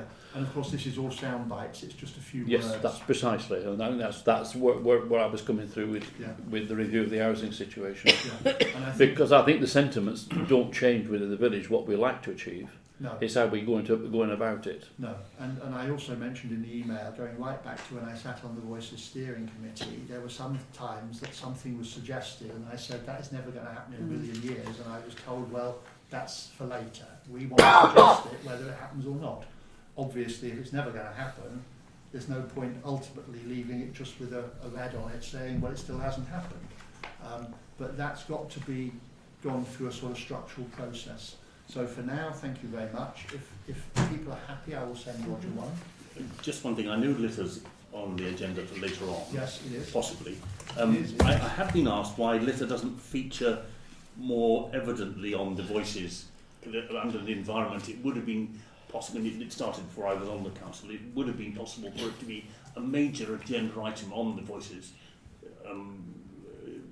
rather than just litter bins we've got, and that's as far as it I goes. think probably, Alan, if we looked for an explanation, and obviously it rests with Voices, but at the time Voices was actually putting these together, maybe before it finally got consolidated into the green leaflet, we still had Venus doing the litter picking until Ashford stopped paying us for it, which is before you came on the council. Yes, well, it was. So could it Venus used to get paid the same as Ashford gave us, which was £100 a month. And when Ashford stopped and said, well, Biffa was supposed to do it, we all said, well, we don't think Biffa will do it, but we don't want to fork out £100 a month from our own limited resources meanwhile. And naturally enough, the place started to get more littered. Something I think we need to think about now. So could that go into Voices at this late stage? No, we had Voices report, and that's what we're dealing with. There may be son of Voices later, or daughter of Voices possibly, but at the minute we've got what we've got. It is, and I feel, as lead on environment, I feel slightly embarrassed that I can't Ignore address it more Voices. vigorously. No, ignore Voices. There's absolutely no reason why, as a councillor, you shouldn't be putting this forward to the Parish Council for consideration. And since we did the very successful litter clean-up last year, which David Green organised, I think there's an opportunity and perhaps a need to do another one sometime this spring. Well, of course, that was great for the centre of the village, Yes. but it's perhaps more. yeah. I think You're right, actually my perception is people, they don't drive through the centre of the village throwing things out of their windows. They wait until they get outside the village and then do it, and that's when they. So it's education or something. There isn't is it? a bigger problem in that I think we'd probably have more trouble trying to organise litter picking along the country roads because of the health and safety issues. Of course. Well, can I go back to the early days when the outskirts of the village were done by councillors? The ones who Ah, lived yes. there. Well, yes, indeed. Indeed. So That's what they did when I first came. Yeah, but that to was council. before the It invention was of the something- internal combustion engine. So, you know, less That's a very dangerous. good, it's a very good point, and I'm sorry to go on, but I mean, as you know, in the west end of the village, Caroline Everett and others have had missions to do it, and that's part of the education that I meant. If everybody was in their sector of the village was aware that was really now needed and necessary, that you know, I mean that's what we need, isn't it? We need individual leads around the village to deal with this problem. Just remind me which sector of the village is it most acute in terms of what's been reported to you? Well, if you come down my lane, I mean, people, I think they go deliberately to the fast food carry-out things and then ship them out in bucket loads. Well, they must have a lot of patience. There isn't fast food outlet near. I suspect there are a few people who drive out my way to work or something and have a snack in the morning and or in the evening and then bung it out. And I think it's probably the same old people, you know, one day after another. I don't know. So there's two things, really, isn't there? Are we able to organise a repeat of what David did? Well, I think that's on the agenda. That's what I have as an item further down. Yeah. There is, I did just see today in one of the reports that you've all just had come out in the emails in the last couple of days, the Tidy Britain Group, who I used to work quite closely with, Tidy Britain Group have got some national campaign for a big litter clean-up. The trouble is, it's, you know, in about 2 weeks' time, and we're just being told about it. So that's not possible. The other thing is that last time David borrowed a load of stuff from Ashford, I think, maybe in Kent, but I think it was Ashford, and I presume that not everyone can borrow it at the same time. You know, they'll have a limited amount of stuff. So I think we need, when we get to it, to think about organising something, if someone is going to volunteer to do that, and do it a bit later in the spring, spring clean, but a bit later. George has already said that he sees no reason why it couldn't. It was done from David's front garden last time. He sees no reason why it couldn't be done from the front of the village hall here. Because I did suggest he was well located, but he didn't see it that way.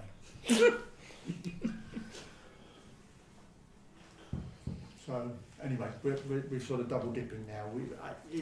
There's absolutely no reason why we shouldn't deal with litter, but I don't think it's a voices issue in that sense. All right. So, does anyone want to make any points on what I've done on this spreadsheet? We're not going to go through every line tonight. Are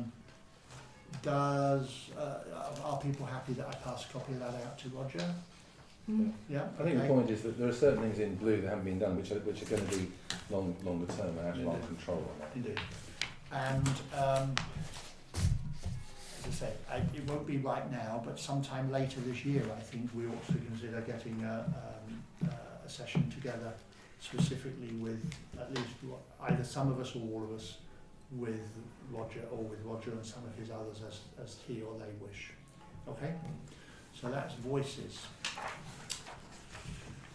The centering of the armistice.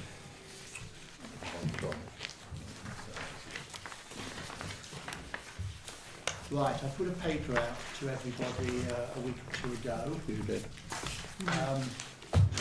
This was really a list of things that occurred to me, and then I, partly having read through the long document that came and got passed around to you all from a special organisation nationally that's thinking about celebrating the centenary, and partly other things that struck me. I put them all together here with a little bit of a write-up. So if we can go through them and see what people think as we go, it won't necessarily be a final answer, but it will at least be a, are we interested in contemplating that or trying to do that, or no, we don't really think we do. So you've got that in front of you, Leslie? Yes. Yeah, good. I saw the big document that came out that listed all the different parish councils, town councils. Oh yeah, no, I sent this paper out. Oh, sorry, I haven't got it. What date did it go? This one. Called Centenary of the Armistice. Came out 13th of... It would have come from Yvonne. Yvonne sent it out. Yeah. I would, okay, can I make a comment on that? We've got a lot of things that came out this time, Yeah. and that's as it is, right? But I found it quite difficult to keep track of everything, and I wonder whether or not we could at least think about having some form of online folder or something along those lines. Or something. A lot of parish councils do that. I missed it. Or maybe even we just need kind of like an index or something. I think Because I went through it quite carefully, and So what I used to do, if you remember, I used to do all these for everybody. I would have printed them out and let you all have copies. no, it's fine. It's just all I'm saying is that if we're getting sort of 7, 8, 9, 10 additional addendums coming out, it'd be useful to have some way of checking it. I've missed it. I don't even know if it's come into my system, and I went through it pretty carefully. Well, it came, I think, with a few others. I think there were 3 or 4 on the same email. The problem with getting them all on a website, apart from you having to go and look at it, is that it's more load on Yvonne to get them there. You just stick it in a folder, stick it on Dropbox or Google Docs or something. Well, The other thing, of course, the other thing that I would be able to get right now is if and of course George isn't here, but if we had Wi-Fi in the village hall, then that wouldn't be a problem that's either. supposed to be coming. Anyhow, so I'm just raising that point as keeping track of everything that's coming out. All right, well, let me go through them anyway. Thank you for your point. So add further ideas if you want to, then in no particular order. And in my view, we'll need to talk to the RBL sometime after this. So off we go. The first thing is these are from the big document you've got. Beacon, bonfire or similar. A number of towns and parishes already have beacons from the earlier celebrations for the Queen, but Wittersham did not take part. The Isle of Oxney was the site of a historic signal beacon dating back many centuries, but that was located within Stone-cum-Ebony parish. Do we want to take it on this year to have a beacon or a bonfire or similar? It would obviously involve us buying one of the beacon things or getting someone to make one or whatever. there is going to be, the idea is anyway, a national lighting of beacons at some particular point on the day of the centenary. At this stage, there's been no discussions with the British Legion. No, this is coming to you I know first. George has made comments, but Yeah, I know it's coming to you first to Yep. say what the council. This is, I mean, other people will have their own Yeah, interests. I and things. appreciate This is that. what the council might like to do.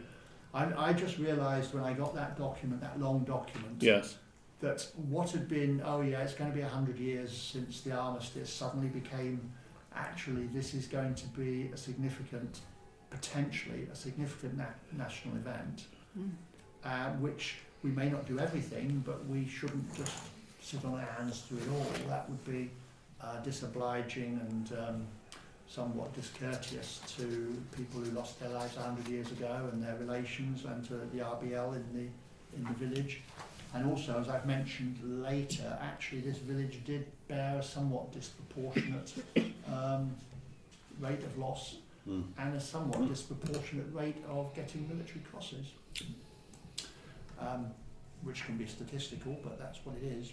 So, beacon bonfire or similar, is that something that we feel that we might want to do? As I say, we didn't do it for the Queen's various jubilees and things. Not as though we have a really high point.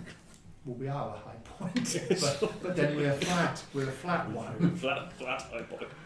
We're a flat topped hill, as I say to people. Okay, so shall we leave the beacon bonfire or similar out of our consideration at this point anyway? Is there a set date that nationally that's going to be lit? It'll be on the 11th. I yes, think. it will. That's at 7 o'clock in the evening. Is it? Okay. I would Yes. volunteer my meadow, which is pretty high up. I would Your reckon meadow, it's about right. the highest point on the. Okay, so if we wanted to do one, we could do it at the. Are you the White House, Yeah. or just the White House with a small W? Yeah. No, I'm with a small W. It's actually Checkertree. Say again. Checkertree is what it's called, is it? Yeah. Right. Yes, and from there it could be seen if you were down on the level. Yes, you could. Yes, you could indeed. You From see there. the house from there. Yeah. So, we're interested in that Interested. potential based at Leslie's. Leslie with the match. Arranged Oh, dinner. no. Should we bring a barrel? Yeah. Next one is the piper.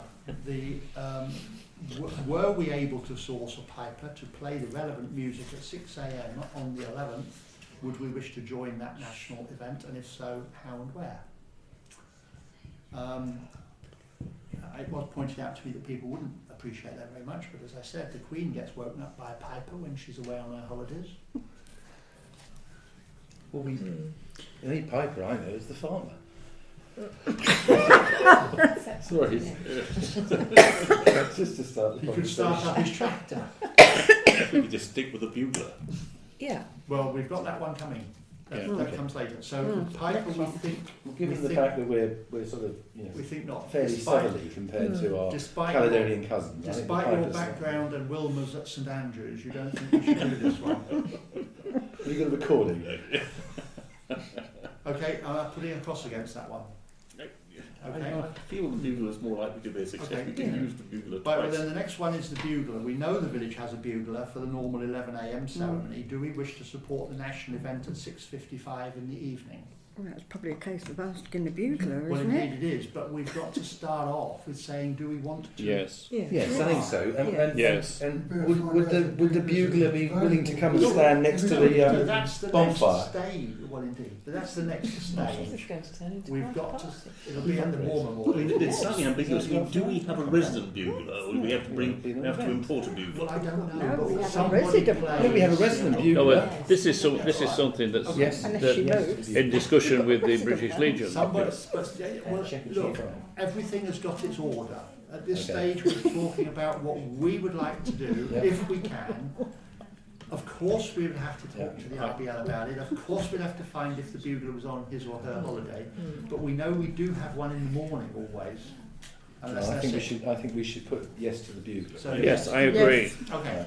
And the bell ring. Right, the next one is the bell ringing, in which Colin has a secondary interest. They're already practicing.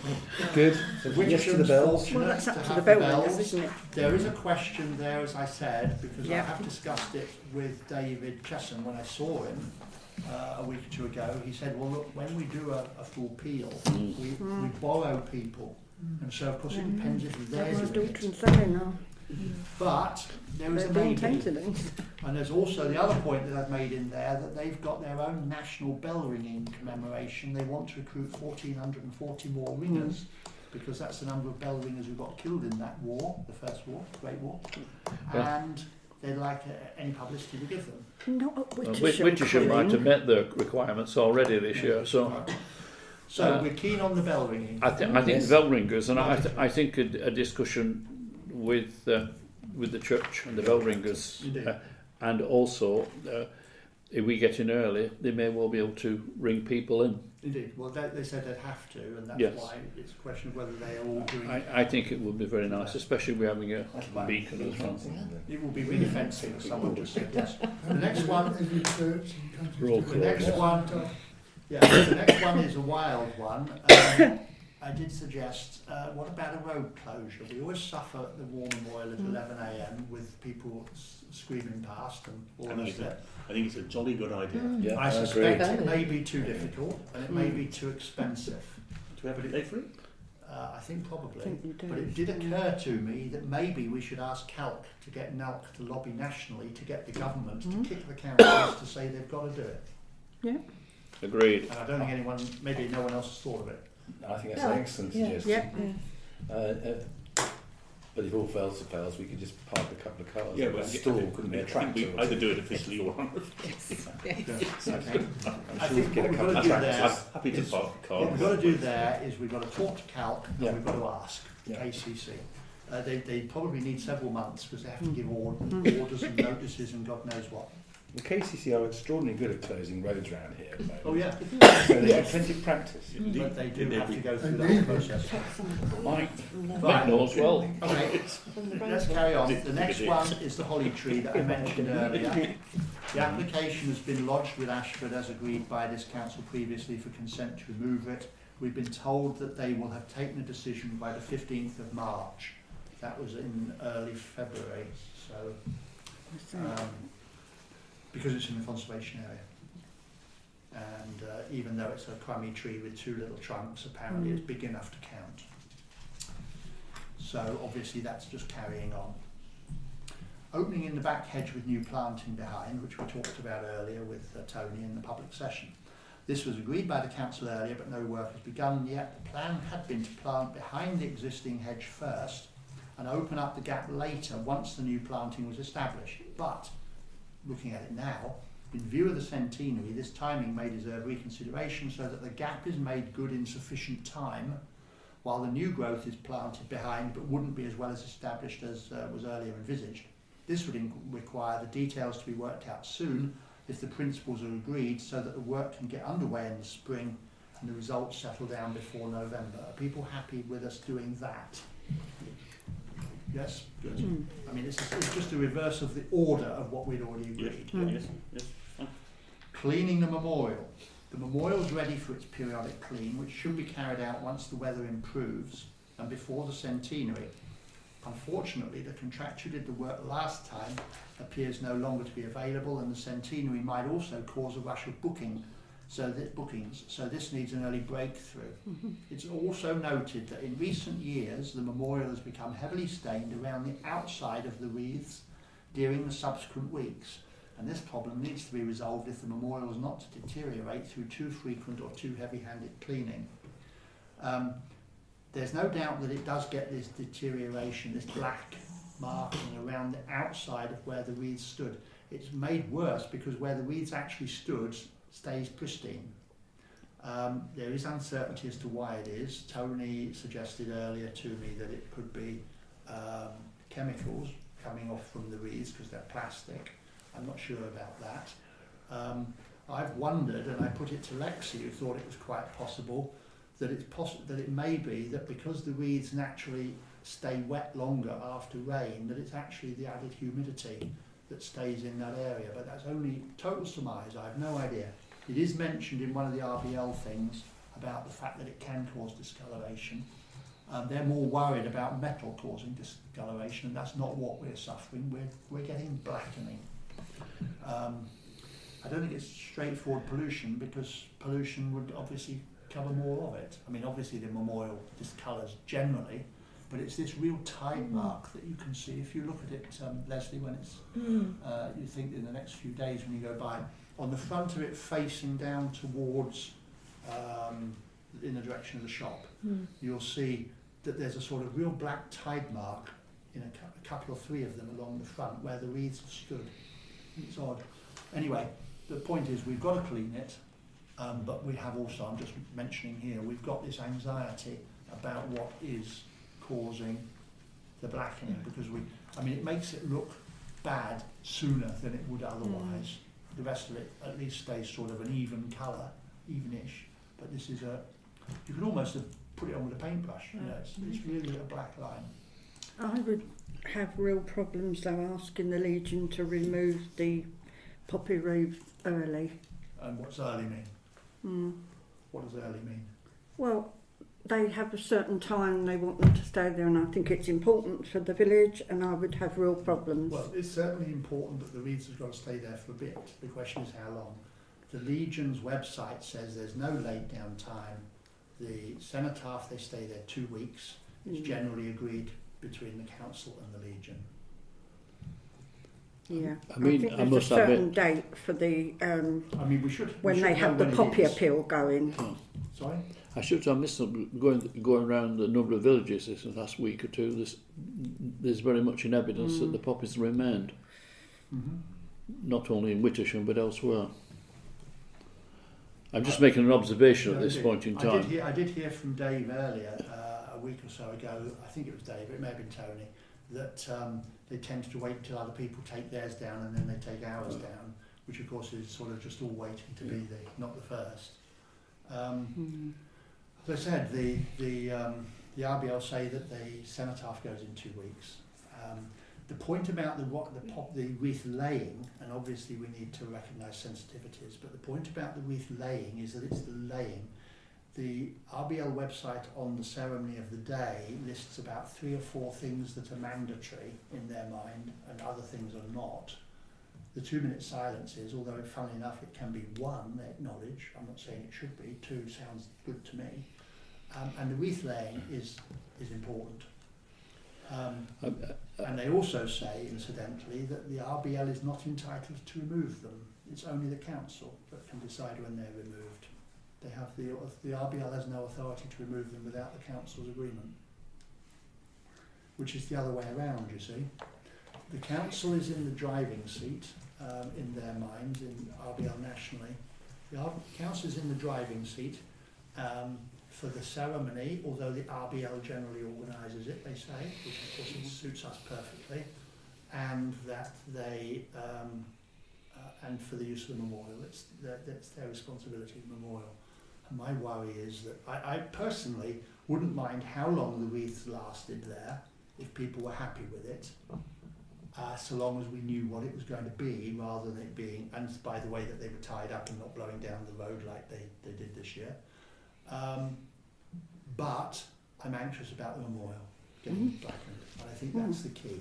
And even though we don't know what the mechanism is, it is circumstantially extremely strong that the wreaths have got something to do with it. And I'm not saying as a result... We can't put some form of covering... Well, there is a suggestion. I don't know that it would work in our case. There is a suggestion in... I'm not sure if it was RBL, it may have been the War Memorials Trust, that you got made up a complete wooden frame and you stood them all on this wooden frame and they didn't touch the stone and all the rest of it. I think that would turn it into a monstrosity. No, I meant just something biodegradable. And let's face it, some weathering gives the memorial a degree of dignity which goes with age, and new memorials really look awful. Yeah. It's some sort of staining or weathering is entirely appropriate. Yeah. Have you had a look at what it's actually doing though? Yeah. It's got this upside down horseshoe around the wreath. But shouldn't we be trying to find a specialist to find out precisely the reason why, rather than say it's maybe this? Yes, well, London Parks and Gardens and whoever looks after the cenotaph is going to know the answer to that. Well, they don't leave them there very long. Given that pretty much every village and town in the country has a war memorial, and this is not an issue that's particularly affecting Wittersham, I would suggest. No. And I'm surprised that the Legion hasn't looked into it and come up with a solution or a reason why. You would hope that it had at some point. It must be happening. It can't just be happening to us, surely. Can't think where it's all Well, we've no idea. And you're right to say that it would be interesting if we knew more about why it was happening. But the one thing that does seem beyond doubt is that the wreaths are at the root of it because of the actual alignment of it. Well, I agree with Sue that I think that we have to be sensitive to, let's at least decide that we're not going to follow the cenotaph, and there's different reasons the cenotaph has to clear away because it's vehicles, etc., etc. So 2 weeks, I think, would be ridiculous in my view. Yes. You obviously have situations where you might get a terrible storm or something, but that's by the way almost. So it needs to be, as long as they're secure and they're not blown away or vandalised or kicked around, that we keep them there. And deteriorating. And then maybe we have to take the view of one of the people in the village whose job it is to keep a lookout for the well-being and the look and feel, and ask Alf, for example, what his opinion is. If it's looking tatty, then and if it is the council's responsibility, then I don't think we should say a set time. We just have to take that responsibility each year, because each year could be different.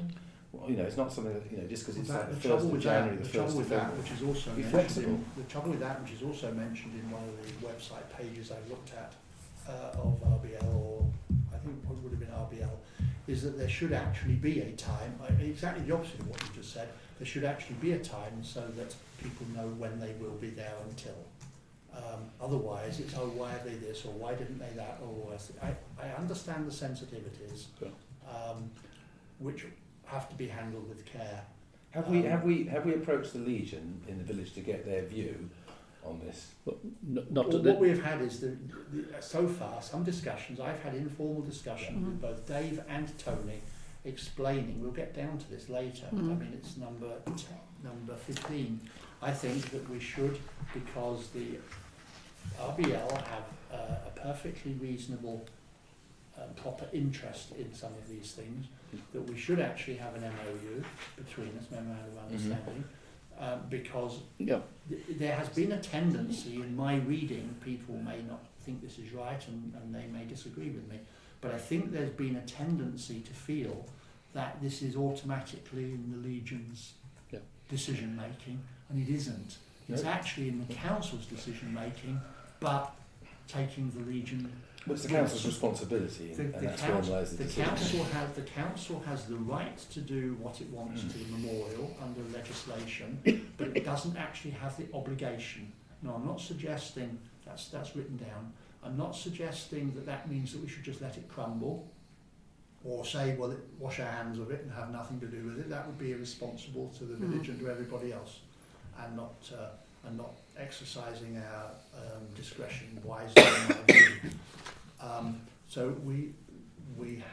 But the other side of that, the boot on the other foot, as it were, is that it is absolutely not the Legion's decision making, except to the extent that they have our agreement or they persuade us or whatever. Now, I take the point that's coming across that people are uncomfortable about taking the wreaths away too soon. I think we still have to come up with a time. I know that Tony has suggested it should be after Christmas. I'm not sure why, but that is what he has felt. I'm personally still keen on doing it rather shorter. I think the point is that you lay the wreaths, not that you leave them there. You leave them there a bit. You don't sort of spirit them away that evening with the rubbish. I'm not suggesting that by any means. And people want to have the time to go and look at them and whatever. Although remember that the ceremony is what they will have come to in general, and played a part in that and watched them being laid. They may later want to go along and put their little cross in the grass, that some people do. We know what that's like. Or stand and look at the wreath that's been laid by this section or that section or the other section. Totally understand all of that, but all of that should then pass fairly quickly in my reading of it. But I understand other people have got different views. Now that should be part of the MOU. It's not actually for a decision. That's right. I agree entirely. I will have different views on the length of time, etc. I think the important thing is to work alongside the British Legion. Yes. I accept where the responsibility finally rests. Exactly. But to achieve what we're asking today and then to move it forward, we need the total cooperation of the British Legion to achieve it. Well, indeed. I mean, we do actually both seek and need to work together because Yeah. the Royal British Legion wants to be able to manage the ceremony that they would like, and we also want them to manage a ceremony that we would like. That's incidentally, again, it's in the Royal British Legion's pages. It's that no one recognises this, but it's actually the Council's responsibility, if it discharges it, to have the ceremony. The Royal British Legion has that delegated to them to do it. Anyway, on we go. So additional names, we've had a discussion already with Dave in the public session. As was discussed last month, Was the RBL... decision, was the go on, decision at the end of that there should be a formal application made, or was it decided that... On the names? Yes. Well, that's what we're going to discuss now, because we're now in the council meeting as opposed to the public session. In the public session, that gave them the opportunity to raise their points, and it got a bit of to and fro, which we try and avoid, but we did on this occasion, or I did. Now we're in a position to decide what we're doing, with the benefit of Miriam's advice. As was discussed last month, the RBL seeks to have further names added to the memorial, and it had hoped that this could be carried out in time for the centenary. While this seemed to the council last month to be too short a time scale, we should ensure that, I've said, if it can be cleared through whatever bureaucratic hoops apply in time and a mason could be found for the work, then we shouldn't rule it out. This one, I've said, rests with the RBL in the first instance to put up their researched case. And I understand that the amount of research they're able to do may be limited, and that doesn't get any easier for us, to be honest. But where we are is that we can't just say, well, we'll add this one or that one. I mean, whatever, we're really stuck with a very grave lack of information. What we can say is that for some reason or some reasons, those two names are not on the memorial. They're not on there because they, A, were forgotten, B, didn't qualify, C, got ruled out for some reason that we just don't understand, or whatever. That stands against Dave saying, and I understand this, there are these two names and we don't understand why they're not there. Well, that's the same thing from two ends. And it is a damn tricky one. But I don't want us to be saying, well, we're simply not willing to do it without having investigated it. And I don't, and it would be wrong to say, well, we can just get them knocked onto the memorial as fast as we like without having done anything. How relevant is it that one of the names is on the memorial in the church? Yes, apparently. One is there, So would that and the other one qualify? isn't. And we don't know what the difference was. Well, I think that's a really good point, actually. If it's there on the memorial in the church, and there are 27, 26, I don't know, something like that, for the First World War, and if, was it Sam Pope? No, it's the other one, isn't it? Pope was the first. Was the First World Pope was the First World War. And Aldridge was the Second World War. So if Pope was 1916, although interesting enough, he's buried in the churchyard, it means he didn't get killed in action. But no, David said he No, it's the other way round. No, the other way around. Well, I'm confused who got run over and who died in 1916. Pope died in 16. And he died of disease. Oh, Right. disease. And is he buried in the churchyard? Yes. Sorry, cemetery. Okay, so so they might have at that time decided that because he wasn't killed in action, he died of disease and was buried here, and there's a memorial to him, presumably by his grave. There's a gravestone, an identified grave, that for whatever reasons in those days that they decided that there wasn't a military recognition, if you know what I mean. But there would have been a reason, because if it was a small village, they made a decision why he wasn't there for whatever reason. That's one of the problems. We don't know what the reason was. And he died of disease. The likelihood is he died of disease as a result of... But this is the old issue again, isn't it? They don't know. Did he die? Well, I don't know. Did he die in effect from his service? In other words, he got shot up and died of septicemia or something.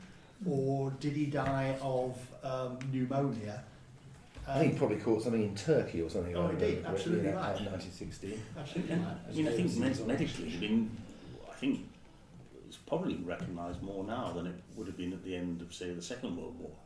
And I think there were an awful lot of people who contracted something or and didn't actually die for perhaps 5 or 10 years, but actually died as a direct result of something that happened to them during the war. That happened to my grandfather. Of course. And so, in fact, I mean, where do you draw the line? Actually, you probably don't draw the line, and if it's thought that they died because of something that happened to them during the war, they probably have a right to be there, even if it's 10 years later. You're right about where do we draw the line, Alan. The problem is, what it actually comes down to is that we're looking at redrawing the line. Yes. Because a line got drawn, but we don't know whether by omission, mistake, or why it was drawn. Careful decision. We don't know why it was drawn. Or careful decision. So the key thing is we've got 2 names. I think it is important to get a formal proposal from the Legion, because I think that's the sort of the governing body, but they're the sort of the instigators. That's the request, and if it's our decision, then on a request we've got a decision to make one way or the other. Okay. And I think if we should ask the Legion, I think it's very fair to ask for some background information, because if someone says to us, hang on a minute, why have you put his name on? We want to have a proper answer. Research as much as we can do, but bearing in mind when it happened, it's likely that we're not going to get chapter and verse. We get the 2 proposals from the Legion, we consider that, make a decision, and if the answer is we're going to put it on, we crack on and do it, particularly this year. There is a risk, of course, that somebody will get onto it, a memorial somewhere, inappropriately, but as you just said, I don't actually think it matters.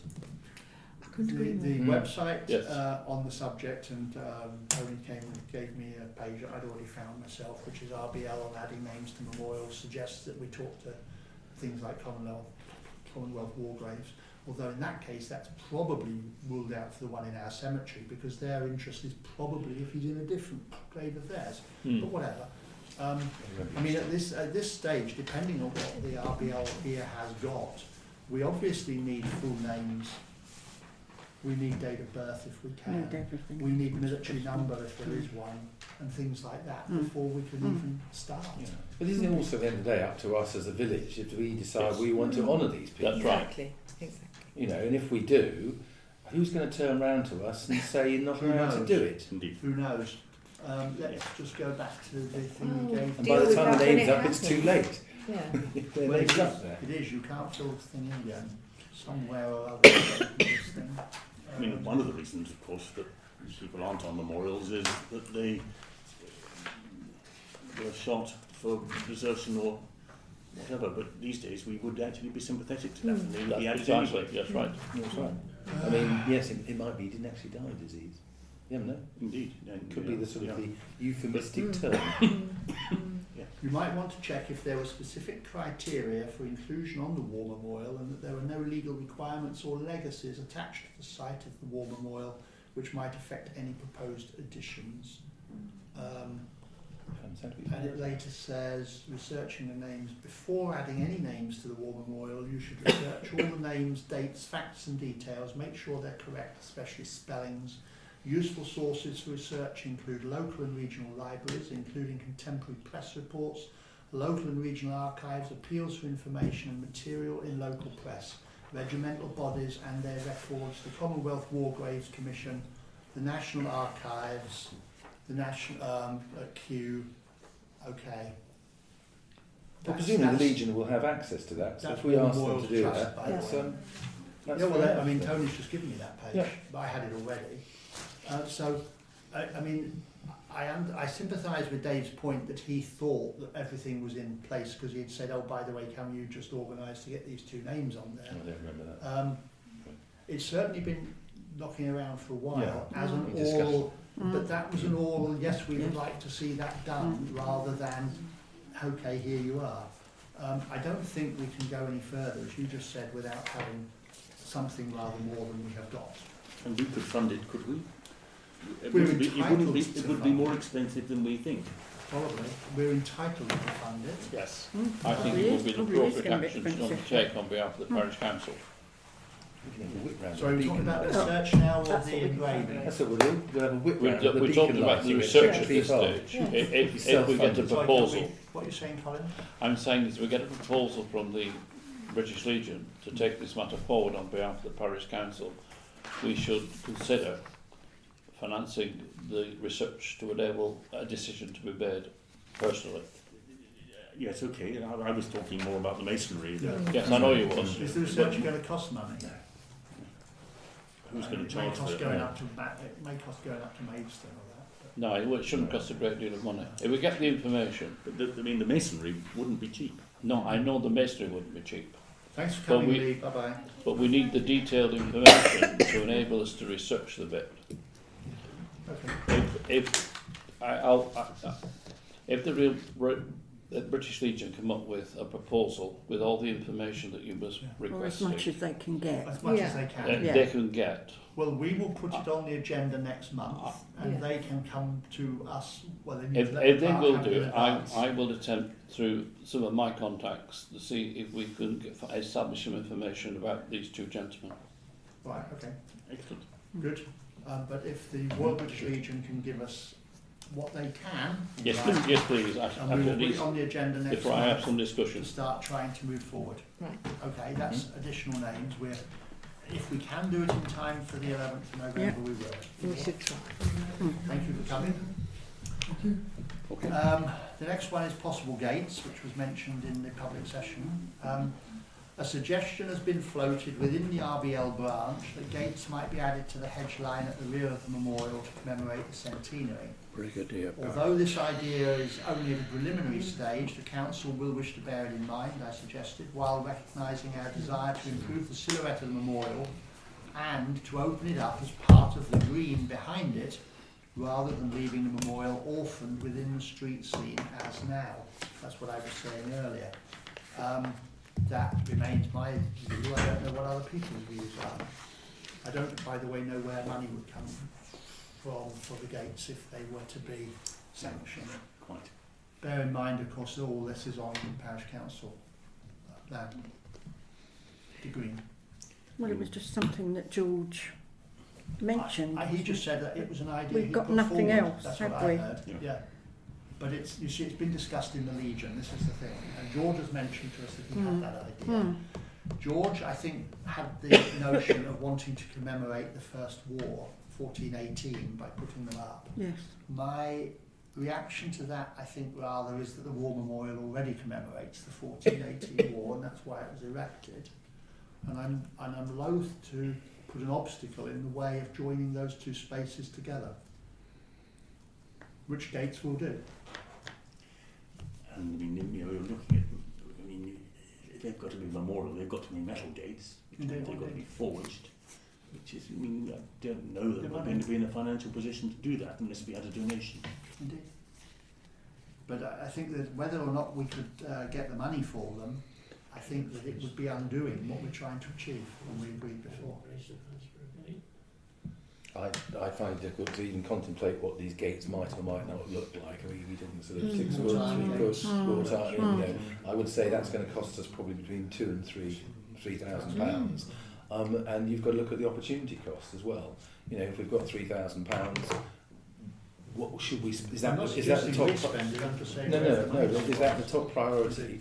But also, it's one of those things you can't really consider without looking at inside. Yes. I think your point you make is really important. We've got a plan for what that looks like, what it feels like, and it's opening it up. It's keeping some sort of togetherness. We're going to invest in planting better hedging. Some of that hedging is dying, and I can't see how gates are really going to add to that. It's going to the only thing about counterintuitive. hedging isn't sort of permanent, and I suppose the only thing about gates or something similar is that it is a significant installation 100 years on, which the village is taking the responsibility for.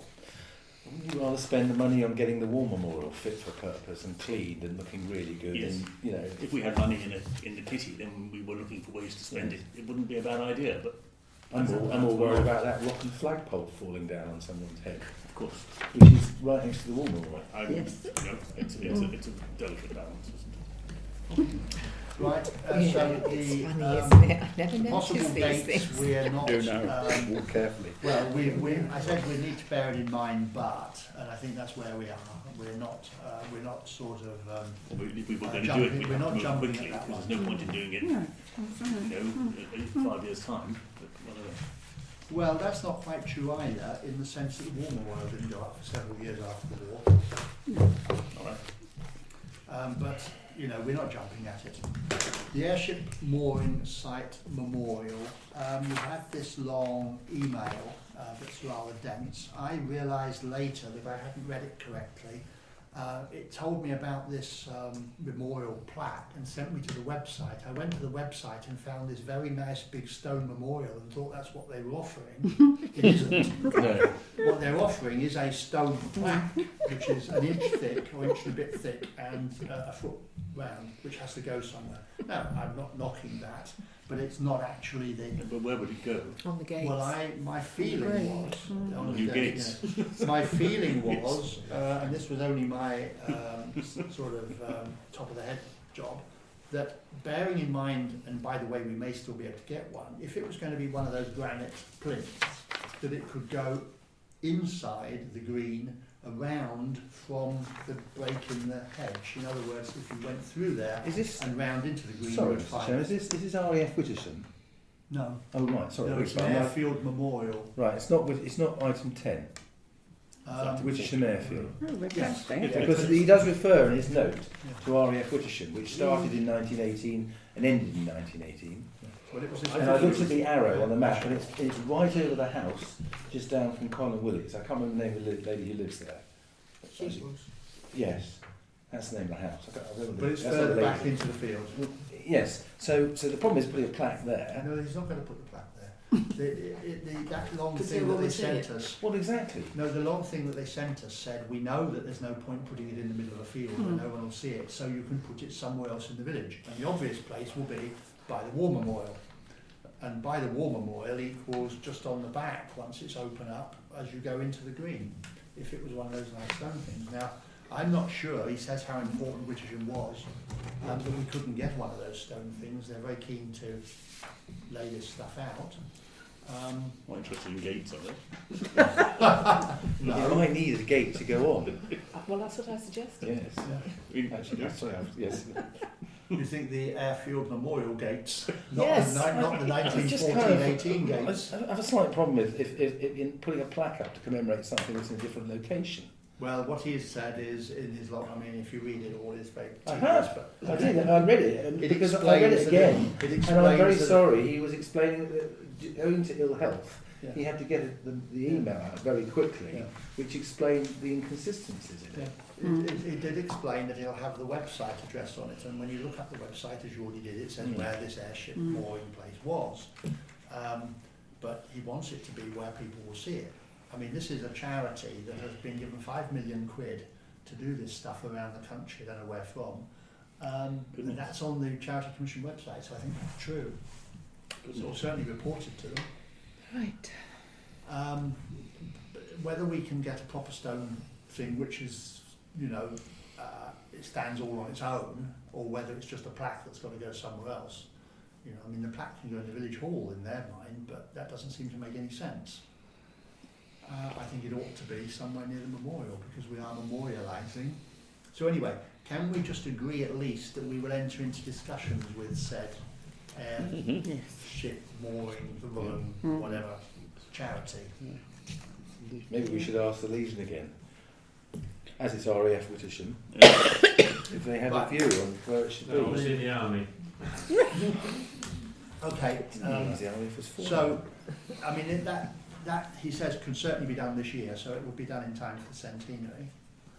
And I think in proximity to the War Memorial, if we can figure out what we can get and what place.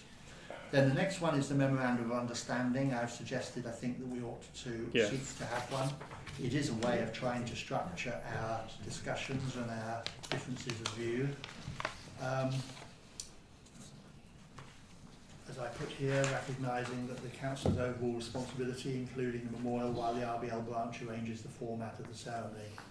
And the church may wish to be involved in that too, because of course they are part of the ceremony. Now, if we're going to have a working party to do that on our side, I would suggest that I would be on it. Does anyone else want to go on it? To discuss that with the Legion. Colin, yes? Yes. Okay, JS, Colin. Anyone else? No? Okay, thank you very much, Colin. And the clerk. Right, good. And we'll talk to the Legion about who they would like to put up. Okay, the point I then made about the military crosses, of the Wittersham residents who left to fight in the Great War, almost 20% died, and that's a rate of loss 70% higher than the equivalent national statistic, which I got off the website somewhere. 2 of those who fell were awarded the Military Cross, whereas if all those awarded in the Great War had been to those who died rather than some who didn't, then the awards for Wittersham would be 50% above the national rate for military crosses. And that's the minimum 50% above, because obviously if someone hadn't died, I'm counting military crosses that we shouldn't compare. This suggests an added reason why the village might want to make every effort to commemorate the centenary, and I think that is true. I've got the numbers in this sheet, which you haven't got, Paul. 117 left Wittersham to fight in the Great War and 23 died. 2 of the 23 got the MC. I think that is absolutely incredible, and incredible numbers. Nationally, 40,000 were awarded the MC, but not all of them were fallen, to the fallen, and 700,000 were killed out of 6 million. And that's where the differences occur. I got those figures from Dave, which was very, well, some from Dave and some from the websites. And then the last thing then, the working party. This is not quite the same as the MOU. Given the range of issues identified above and others that councillors may raise, it's suggested that we need a short-term working party of councillors, and others may be appropriate, to get things moving and sort out details, reporting back to councillors as things take shape. I'm just conscious of the fact that we've got to move things forward. Is that something that people think is right? And if so, everyone looking at the papers? Isn't that really what you and Colin just talked about? No, the MOU is to do a memorandum with the British Legion of the longer term of how we arrange things. I just think that it struck me when starting to think about this that the Legion has its thoughts and its ways, and the council has its thoughts and its ways, and some things have never really been settled. I mean, one thing that has been controversial lately is the 2-minute silence, and when it occurs, and you know, it sort of wavers around a bit. It was very early last year, but it's been wavering around a bit, and representations have been made to me that it really should be on the nail at 11 o'clock, which I totally agree with. But the Royal British Legion arranges the ceremony, but we then have overall responsibility. You know, I'm just saying I think we ought to be able to say relatively briefly, a page or a page and a half, okay, this is what we're going to do, you do this, we do that, this is what we arrange. I think there's a risk of having too many working parties, and with Colin's and your approval, I'm going to suggest the working party under 17 matches the working party under 15. Okay, I see what you mean, the same people doing 2 different things. Is that all right? Well, if it was all right. I thank you for your confidence in this matter. What do you want for that, Colin? I'd echo that, thanks. I shall have to defer that to people above. That'll be you, Jeremy. No, I don't think so. I think that's must be obeyed. Right, okay. So you've been invited to consider the above. We've gone through them. Any other points to make before we move on? I just asked, I'm sorry, is there anything that any other organisations in the village are planning to do? Is the church planning to do anything this year at all? Because a lot of church, I mean, given the bells at the top of the church tower, is that the extent of it, or you know? They mentioned. Okay. It will be now. Spotted. I've done that one. Okay. So we're then on to Wittersham Airfield. We've in effect done. Yeah. It's come twice. So the next one is to agree to purchase a kissing gate to replace the old one at the entrance to Coronation Field, and our clerk is going to give us a change of plan. Take care. Okay, bye bye Dave. Thank you. Thank you, Dave. So, Thank you. Bye Tony. Bye. Right, when I started to check up yesterday about the prices to see whether they're the same, because I looked up before, 230, 250 for Jacksons and Tates for kissing gates. And we're talking about putting kissing gates just to replace where it is. And if you remember, we also wanted to put a path that went from the existing path that goes round the green to the kissing gate, so that people from Jubilee Field across that way coming to school could go through that, through the green, instead of going all the way around the road and the War Memorial. Well, a lot of the mums have buggies with babies in. Buggies and babies and kissing gates don't work. No. So I thought about just an ordinary gate instead. Yeah, cheaper as well. Half the price. This is Jackson's again, and I I spoke. have no experience of buggies, I'm afraid. It doesn't look a very robust gate, but there it is, I suppose it is. Well, if it falls apart, Jackson, he lives up the road, so we can just get into that. But I spoke to Alf about it this morning, and I mean he had the catalogue, so he told me he actually had the catalogue in the van. Yeah. So he came up with this. Then we come to my next issue we had a slight difference on was the form of closing. Because he was talking about one with a hinge that will just close itself. But then my experience of pushing a buggy through one of those is that you have to stick your bottom against it to push it open while you're trying to manoeuvre, whereas if you can just open the gate and go through, but then he said then it doesn't get shut. That's what I was thinking. The Is it- problem it is going needs to to be, shut? yeah. So the other reason is he said he could probably make it so that it wasn't that stiff. A gentle spring. A gentle spring, so that it didn't, so that it could. But it's not easy getting through one of those with a buggy. But that was just I mean, if you prefer a kissing gate, obviously that's up to you, but that was my thought. It is entirely logical what the clerk says. It'll have to be strong enough for children to swing on it, no doubt. Yes, I mean, this is more likely to get damaged than a kissing gate, I think. My head was getting wet. I sympathise. But even so, I think that all things considered, this is the better option. Yeah. Yes. Better option. Push Go chairs, for it, you yeah. know, But, you get kissing gate. but will it get shut?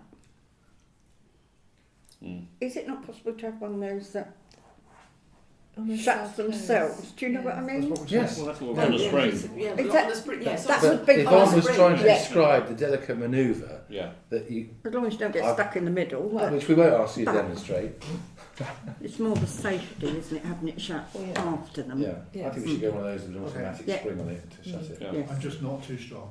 Because the problem is, I Just- mean, if it'll go relatively easily, or if it goes, it only comes back slowly, you can get the buggy through. But if it's sort of, oh, mind your fingers, that's where you have to. Well, I'm not volunteering Let's to defer build to this, Mr. but I built Many two times. to keep our dogs in, and people leave the door, and it's exactly the same principle. Okay, Yeah.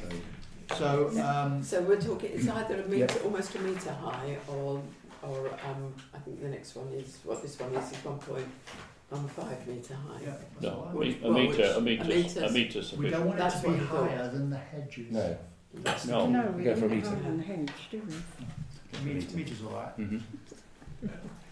3'3". That's good, great. Plus A the bit gap silly, underneath. isn't it, if it's higher on the hedge? Okay, There's often so- got to be an health and safety assessment. So we can go ahead with Yes, that. you've Thank told you. us how much it was. Yes, it was £79.60, Plus bits. and yes, the Good posts, use it'll need two of posts, hinges and Good caps use or of whatever. That's great. Plus What's that. on this, Bye, Roger, night. Can't die It's coming. well, I really. On we go. To appoint a councillor as GDPR lead and to consider the services of a data No. protection officer You're the bride. offered by Satswana at cost of £150 a year. The first part then is a councillor's GDPR lead. We need to have one.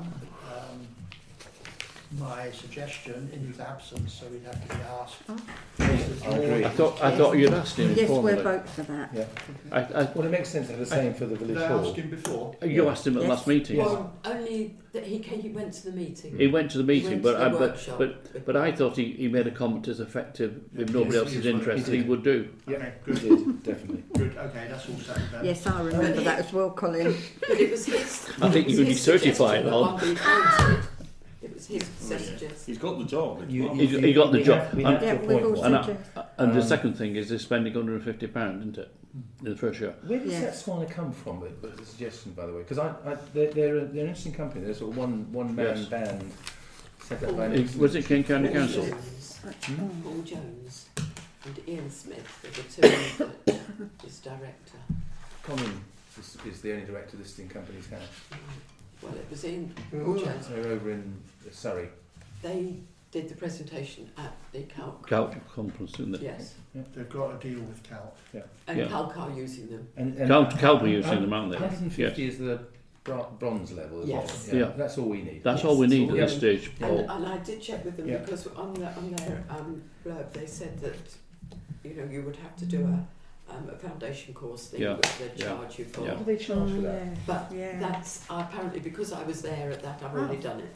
Oh, good. Okay. Oh, is that it? And George Yeah. is there. So Well, that's George Oh, was well, there. then we were that's both there. a saving Yeah. having George on there. Yeah, Yeah. That's in a excellent. sense, Not that's...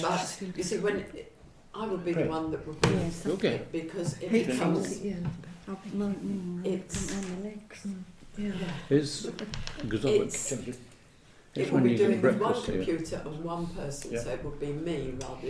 Yeah. Although George is the one that would be That's right. helping and Yeah. what have you, but I Good would be stuff.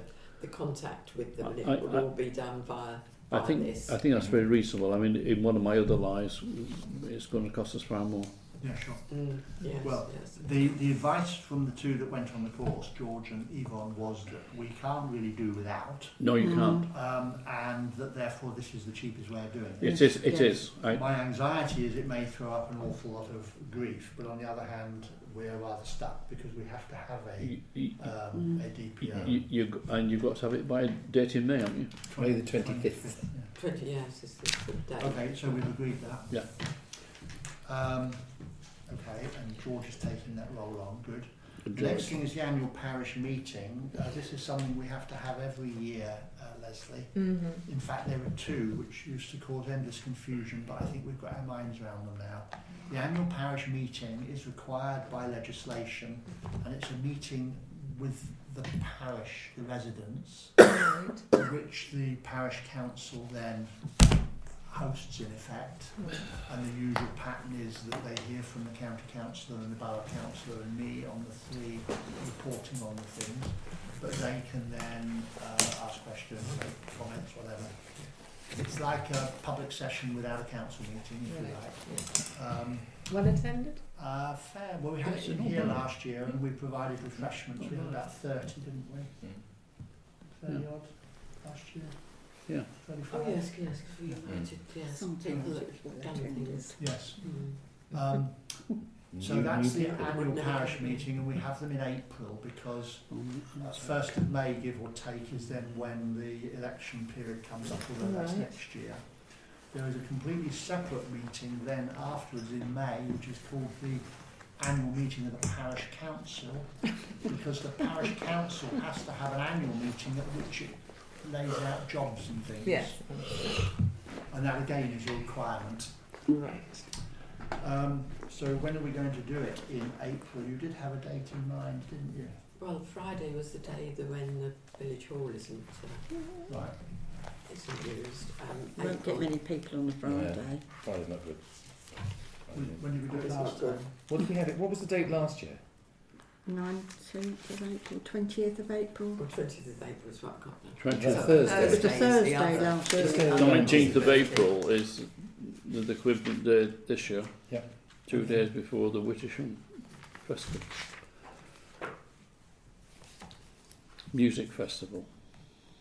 Oh yes, for St George's 21st. Day. St George's Day, yes. So it's Thursday the 19th. You could bring a bunch of tickets with you guys. Well, you know, Colin's practising his singing. well, not only am I not only possibly the only parish councillor involved in this, but So, what date have we got? 19th. 19th. 19. Yes, I couldn't. People all right on that? 19th Yeah, April? it's better. Yes, I can't make the 26th. So Okay. I haven't got my diary, but hopefully I'm all right. An opportunity for you to be sung to by the parish council. Right, okay. Now, as far as what we're doing at it, one thing we talked about before was that we would invite people who are new to the village. But that's easier said than done. We have to know who is new to the village. I know that there Wasn't are that two more in for the my Christmas? road. That was more for the Christmas event. No, it was wasn't the No, we it was talked the about the annual parish meeting. Okay. Look at your minutes. Just have free drinks to new people and see who turns up. Yeah. That's all we can do. We advertise it, promote it, and warmly invite them. Well, I mean, we're inviting everybody. What we're really trying to do is give a personal invitation. invitation, that was the deal. Yeah. But we don't know who the new people are. There must be a way, I That's the feel, of difference. knowing who the people knew. You know. Well, Judy must know in quite my- well because in the my welcome street, pack Down goes to out. data protection again, you see. Yeah, but that's Sorry. only if someone says, I've got someone moved in near me. Yes, I've got that in mind. But Yeah. that's two people. Well, I think all we can do is advertise it and promote it and saying a particularly warm welcome to new people in the village. Please come along. There's no way we've got the time and resources to Well, somehow work I out might who's. just ask how Rovenden did it, because I know they do. They issue an individual invitation Yeah. to all new residents Yeah. for the Christmas party. Well, feel free how you do it to find out how you do I will that. see what I can do. Okay. Be nice to chap on the other side of the river. Indeed, he well, actually, he's involved in that. Okay. He thinks he's in Wittersham, but you said he's Oh, in yes. Rovenden. Okay. Next thing then is He thinks he's in Wittersham. next thing then is what we do there, apart from the reports. Now, Yvonne has got one suggestion. Does anyone else have any? Two. Sorry. Does anyone else have any ideas? Could we hear The first, yeah. the two suggestions before? We're back to the dementia-friendly talk. Sorry? Dementia-friendly talk. Because this came out of the roadshow, the UK Power Networks roadshow. Sure. They actually had somebody there talking about it and just saying how important, a little film, just saying how important it was. Yeah, that's a great idea. You should buy their little film. Great supporter. So that was So in here it's not that was screwed in. one. And the other was, of course, John's offered his training for the DVIP as well. Well, I went to that in Iden. Went to something, and that was very useful. So I mean, we can do that as well. Mentioned It doesn't have to be not that. We can have that at another Quite time. fun. But those were my two suggestions. The Would it DFID be- training might be quite tricky if we've got tables laid out in here with people That's sitting round them, and then you say, well, can everyone gather round to see this, and everyone will knock the tables over. I think the DFID training may be combined in a sort of wider context with some basic first aid or something like that, Well, that's what I went to in Iden. Well, I think that's a brilliant idea. But maybe have a Different separate, session. a separate session. So the dementia training at the annual parish meeting, and consider putting on, if we can, a different session Yes. on first aid and DFIB for all comers. Yep. Okay, right, good. Okay, next one is to agree the caretaker working party's recommendations for a purchase. Now, what happened here was that we met the working party on the 11th of January, and I think you've had copied a note which Michelle Byrne from Ashford did. She's our liaison officer at ABC. She attended it on this occasion. That comes down later. Further, does it? Okay. Yes. This is just Oh, okay. for these. Anyway, we agreed to recommend to the council, because the working party only makes recommendations, the purchase of two items that the clerk is going to talk about in a moment in terms of the cost. One is a replacement for a worn-out Toro mower that's used primarily by Alf around the graves in the cemetery. It's a pushy blower. And then we also need a second trailer. We've got one, but it's larger, which will save the caretaker time shifting the ride-on mower on and off every time he needs to move other stuff about, like rubbish and things. Now, if we needed a second trailer, we'd also need a third garage for secure storage, because we've got two. One takes the trailer and one takes his other stuff. And Michelle has confirmed that one is available from ABC Housing, where we've got the two at the minute. What we don't know is whether they're going to charge us any money for it. We don't pay at the minute. Well, if you look back at her note, that You said that. it said that there was nothing in the budget, so we were looking for a free garage. All right. She's now come back to me today to say that she's picking up 2 keys tomorrow. Oh, well, She doesn't have an address yet, Okay. and then when she has, then she will Oh, that sounds good then. organise where we're So it going, sounds free then. you know, dropping them off. Is that a third garage? Yeah, the third garage. Well, Pretty 2 keys she's talking about. Pretty unusual to get something for nothing from anybody. I mean, We get the other 2. Yeah, but it all depends where they are. I think It could be a market. acceptance of the keys is pretty crucial and done quickly. Yeah. Get all of It them, and then, looks as though she's persuaded them. I then. mean, Yeah. just want to make sure there's not a sting in the So we do need that garage. She did talk about if there was a fee that she might be able to find some money for us, but hopefully there isn't. Does one assume then that the garage, which we may or may not get, will be sufficient for the equipment we've... Be big enough. Yes. Well, I would. We've got the 2 so far, and you're right to say that we need to make sure it would fit, yes. Yeah, you see, back her wording in the what she called the customer review meeting. Budget not available, so would like to request free use of an unused garage. Okay. unused garage. What we do have to do is pay for security measures. We put extra security measures in the other Yeah. 2, new locks and chains bolted to the floor and things like that. So off you go with the actual capital request then. You've shown the Well, picture. yes, on the lower. so that was the 850. I haven't got a picture of the other one. Which I've got one on my phone, but it's just a basic trailer. But the one that we've got at the moment has got the guard sort of bit round it, but Yes. it wouldn't have that because it's just purely to take Flat. the mower. Yeah. So it wouldn't take all the other stuff like he does. But it does need a lashing point. What exactly is a lashing point? But So you can lash the mower onto it so that the mower doesn't fall off. I wasn't aware we were into lashing. Yeah, no, that's what it is. You know, you Incidentally, can see the mower he's got some medical expertise on this matter. History. the other Toro mower, by the way, is just worn out after 6 years. So are we okay? Yes. That's Yes. Yes. 15.54 Four. plus £20 plus VAT for the large trailer and £8.50 for the Toro. We've got enough money in our Yeah, caretaker account. So can I have a proposer? yes. Sue, secondaries, Colin. And everyone happy? Yes. Yes. Good. Now payments for authorisation. The first one is the GDPR training course. The plan had been, and plans don't always work, that Yvonne was going to go and take George with her, but unfortunately it snowed. And And I so tried off. Yvonne tried off and went on the train from Rye to Ashford and Ashford to Lenham, leaving George to drive. So as a result, George now would like to claim his mileage, which comes under the policy that we agreed the other month, although we've Okay. never used it before, which is £18. So it's all agreed? So how long did the journey take? Just as a piece of... Well, I had a bit of a way to Ashford, unfortunately. I'm just thinking. They didn't connect to 6 it. days. I called 7:38. That was a bit of a shock getting up at 6:15 in the morning. And I got to Lenham at 8:46.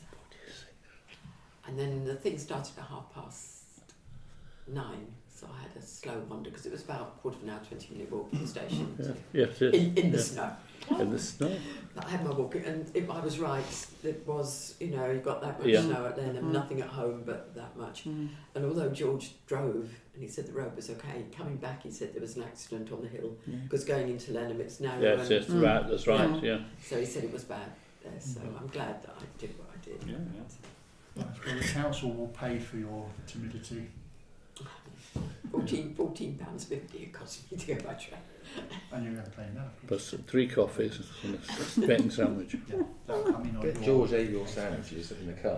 Save them for Right, on we go. Okay. We've got an invoice from Invicta Law that we agreed a month or Yes, two ago. we did £7, indeed. Which we're okay for. Yeah. Kent Men of the Trees, they're asking us £25. Now you've told me before, we didn't used to get asked for that, or we did? Yes, it's Yes. just that it's late. They've apologised. Yes, it was the It's- same it's- previously. Yeah, it's isn't it? 17, 18. Yeah. Okay. So they just said it's We're late. all right? Yes. Yep. Yep. Correspondence, this is the one that's new. WKPS would like us to consider a group membership of £25 a year, which we haven't done before. Seems to me, we're a Kent Preservation Society, it's not unreasonable that we should be a member, or that we should donate. I mean, we sort of have things to do with them here and there. I thought that was quite interesting. Some of the articles in there were Yes. quite interesting. Okay, so we're all right for that? Yeah. Okay, good. Outlook on Oxney, they've got their hand out as usual. I have heard through Sue that they're contemplating the meeting that I've been waiting for with their committee, possibly in March. Not saying anything.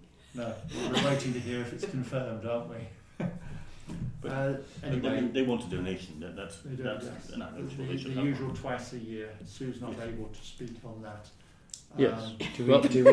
No, it's not off the roughly how sheets of much? our shut, is it? Oh yes, £927.50. Yes. How much? £927.50. Well, I'm sure a lot of research has gone into that figure. It sounds very precise. We do the same every 6 months. Yeah, I think good. it's a very valuable tool in the village. It's a vote on that. Yes, we probably Yes. ought to have Some. Paul will Yeah, I propose propose that. I'll second it. And Colin will second it, and we're happy Support it, with yep. Sue abstaining. The thing I should stress here, just for you to know, and I said this to Miriam, the editor, Miriam Bowley, I'm not, just to reassure them, I'm not actually aiming to have a meeting to try and beat down what we pay them.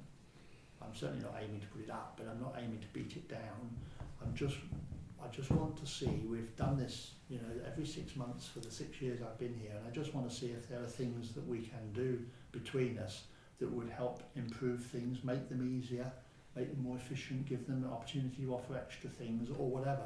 Because at the minute we're just two complete islands of they do their thing and we do ours, and every so often we pay them money. I'd certainly like to see if we could move at some stage in the future to a digital version as well. Yeah, I'm not I agree. suggesting replacing the paper No, version. no. But It's very much on because they our are being agenda missed for out. voices. No. And the problem is that had we got a village website up and running, it would have gone on there potentially.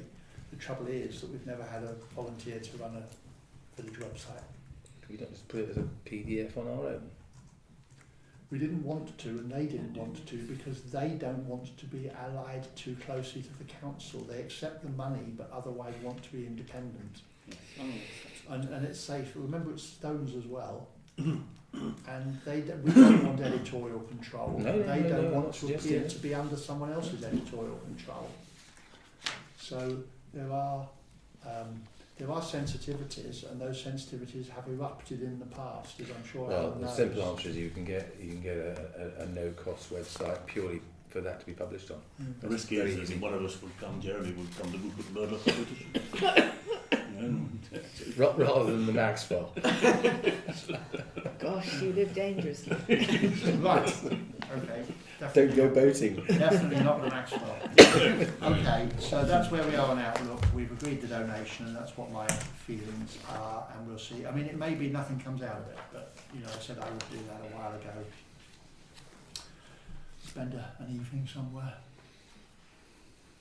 Have a nice cup of coffee, I hope. Don't know about that. Don't build it up too much, Jeremy. I wouldn't want you to be disappointed. So the caretaker reported a meeting with Michelle Byrne. You Which were going to do we that. have sort of already mentioned a bit. ABC are happy with the scheme. Contract needs updating and reissuing from May 2018. They're looking at issuing it for 3 years. We've got about the garage there, so we've known that. Locks will have to be fitted, and last time we paid £468 to have it secured. So whether Al said to me tonight, he said, I'll get the locks sorted out, but he didn't do it last time, so we didn't get it cheaper this time. The thing is, it's got to be done properly. Yes. We know damn well that we're at risk of losing the mower. We got to. And when we were talking to her as well at the meeting, she said that we were talking about the cost of the extending the cemetery and the hedge and all that sort of thing, and she thought that there may be some funding from Section 106. So she's given me application form. 106 money. Towards the hedge. To the edge. Putting the hedge in. Along the new cemetery.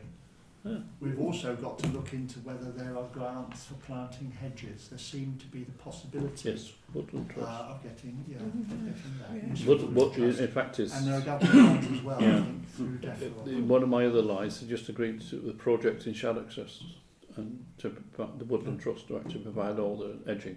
Yeah, and they're providing the plants, aren't they? But yes. That's going to be very interesting indeed. All helps. So, all right, that's the caretaker report, working group and that. Finance, we then got the monthly transaction statements. I think on their particular excitement. Excuse me. It's mostly pretty routine. Grounds maintenance, I got the credit through for the overcharge on the last invoice. And for them to correct the invoice that they sent us. So basically this is netted off, is it, or what? Or is the credit note showing something? No, they just dispose of that invoice, I presume. So is that the net amount though? The 390? Yeah, that's the final amount this year. Do you want me to sign and date it here? That's caretaker. Well, the caretaker one's part of the other one, isn't it?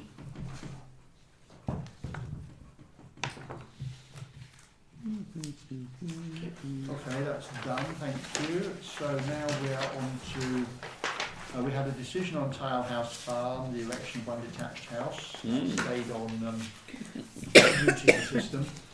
I will give myself a point for actually being on the winning side for the first time. So is that the end of it? What? Is that the end of it? No. No. So we'll be doing something They can still appeal it. Of course they will. This is the first. The next one is highways, and Paul may want to talk more about CCTV. Yeah, I appreciate it's late in the evening, but I just wanted to give you two things. Number one, a very brief summary. Okay, thank you. Okay. Sorry. I appreciate it's late in the evening, but I did want to just touch on 2 points on that. One of which is information, the second is I think we need to make a decision about which direction we want to go in rather than carry on doing a load of research. I've spoken in detail to 3 locations nearby, Staplehurst, Goudhurst and Headcorn, and they've all been extremely helpful. We also had some input from Mayford in Surrey, which gave an indication at the end of last year where the chairman of the Village Hall Trustees gave the information about what they put in, and they had a matching fund from Surrey County Council. So in a nutshell, the decision to what, where, when and how has proved to be very difficult, and they really are wrestling with this, particularly in Goudhurst, where they put a lot of time and effort into that. They had an APNR, which is an automatic number plate recognition, and that sort of died a bit of a death. They had a local PC who was very whizzo on technology and what have you, and had a great interest. They've also got a chairman of the West Kent Neighbourhood Watch lives there, and he's an ex-policeman. So they've got local resources in the village, which is always, to me, seems to be the key about getting things done. So at the one end of the scale, you've got people installing certain equipment between 1,500 and 2,000, and at the other end of the scale, you've got £7,000 per camera. They are really not cheap. They also have got. There's a real problem going on that some members want several cameras. Some want them in the car park, some want on the public loo, some on the church all the time, some on the children's play area, and so on and so forth. Headcorn have been lucky enough to get Kent Police Fund a 180 to 70 degree camera, but that's really for their own traffic control. So they mounted it, they manage it, they monitor it, and they basically underpin the cost there. And the village hall has got CCTV to cover the building and the car park, and the aerodrome has got some very advanced CCTV with big screen. And they've got a lot of equipment that they need to cover there. Staplehurst have two types: fixed cameras, recording devices, mobile cameras with a wonderful name of Striker Polecats, which are mounted on lamp columns, and they're around 7k each. They pay for fixed maintenance, and they also have a friendly PCSO in the local community safety unit of the Borough Council who lives there, so they can draw upon local resources and actually get access to the mobile camera footage, and when a crime report is required, can generate that need. So they're lucky enough to have sort of de facto resources locally. So having and there's a lot more information I can give, but I don't think given the time of night, that's probably the best idea, because I sat there going through all of this and having talked to them, and they were really, really helpful, the clerks in the other village and what have you. To me, it seemed to come down to really why on earth we're doing this.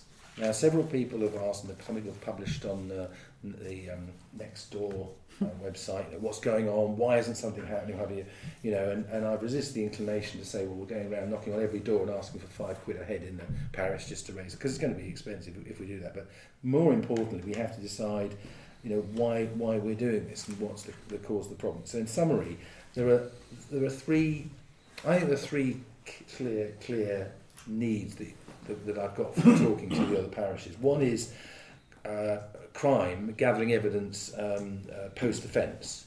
So that's really about helping the police to prosecute. We had a situation at home where we had something stolen, it's outside the house, and basically the police said, we reported it and got the crime number, etc., etc. And the police basically said, did you see who did it? Have you got any photographic evidence, etc., etc.? And of course we didn't, and they basically can't do anything, and one has to understand that.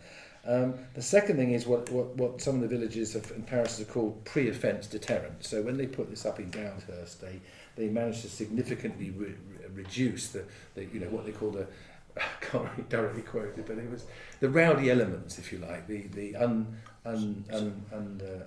poorly behaved youth, as one guy called them, which is a bit unfair.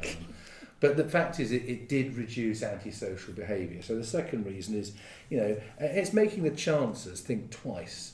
Because the white vans that we have had knocking on doors, offering to remove stuff, and then when they've been questioned saying, I've got the wrong address, etc., etc., they're all chancers. They're all sort of, they will go somewhere else. So that's the pre-offence deterrent. The other thing is that seems to get some people in the village very enthused is speed and reduction in speed. And although talking to the police, it's clearly very evident that the main offenders in speeding in villages are the locals. They're not people far and wide coming from Scotland or southwest England, as I was told by somebody.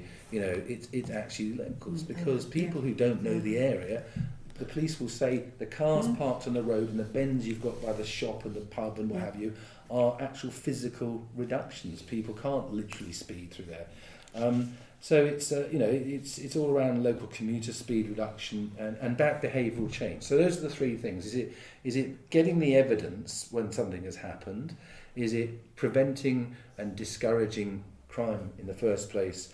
Or is it speed? Or is it all three? Or a combination of the two? And I think we have to decide that, because I can carry on sort of talking to every village in Kent and everywhere else. And the different and all we do is get, I'll become an expert on cameras and what have you. But it's about what we actually want to do, what we need to do, and what's practical. So that's my gallop through for council's benefit. Okay, well, protecting an individual property, as in a way you found the hard way talking to the police, protecting an individual property, the straightforward thing to do is to protect that property with a camera or cameras. If you want to, I would suggest that you ask Janet, who was prodding Julia about what had happened on all this. I did invite her tonight. I don't know if she's not able to get out. No, she's away. Okay. She's away. I did But notice if you invite yourself to see her system. I've never been in her house, but she has got 3 cameras, back, front and side. They look decent, and she has no doubt got serious CCTV inside. It would have cost her money, but she does know about it, and it would... But that's not going to be, with respect, that's not going to be a solution for the village, is it? No, I know it isn't. I said protecting individual properties. The straightforward way of protecting individual properties is protecting individual properties, because you have got the place, you've got the sighting, you've got the electric, you've got the place to record it, and it's obviously protecting your garage, front garden, back garden, or whatever. In terms of protecting the village, the wider thing, which is what Julia originally raised, and I have always been sceptical that it will be achievable, but you've done the research, means that you have not only got to find money to do it on several roads, but you have got to find places to put the cameras. You've got to find an electricity supply that you can negotiate, let's say off the lamppost or whatever, and get an agreement. And the lamppost may take the camera, but where are you going to put the recording device, etc. And then you've got to actually download the recordings and all the rest of it. And when it comes to the police, will it meet an evidential standard? If they're good enough cameras, and as you said, I know they can cost a lot of money, £7,000 you quoted. If they're good enough to pick up number plates going by in the dark, possibly, you're going to need several of them. And will the police say, well, actually, I've got a very good a list of all the cars that went through the village in the last 12 hours, but does that help me? So I worry about the sort of village protection as to whether it's actually feasible.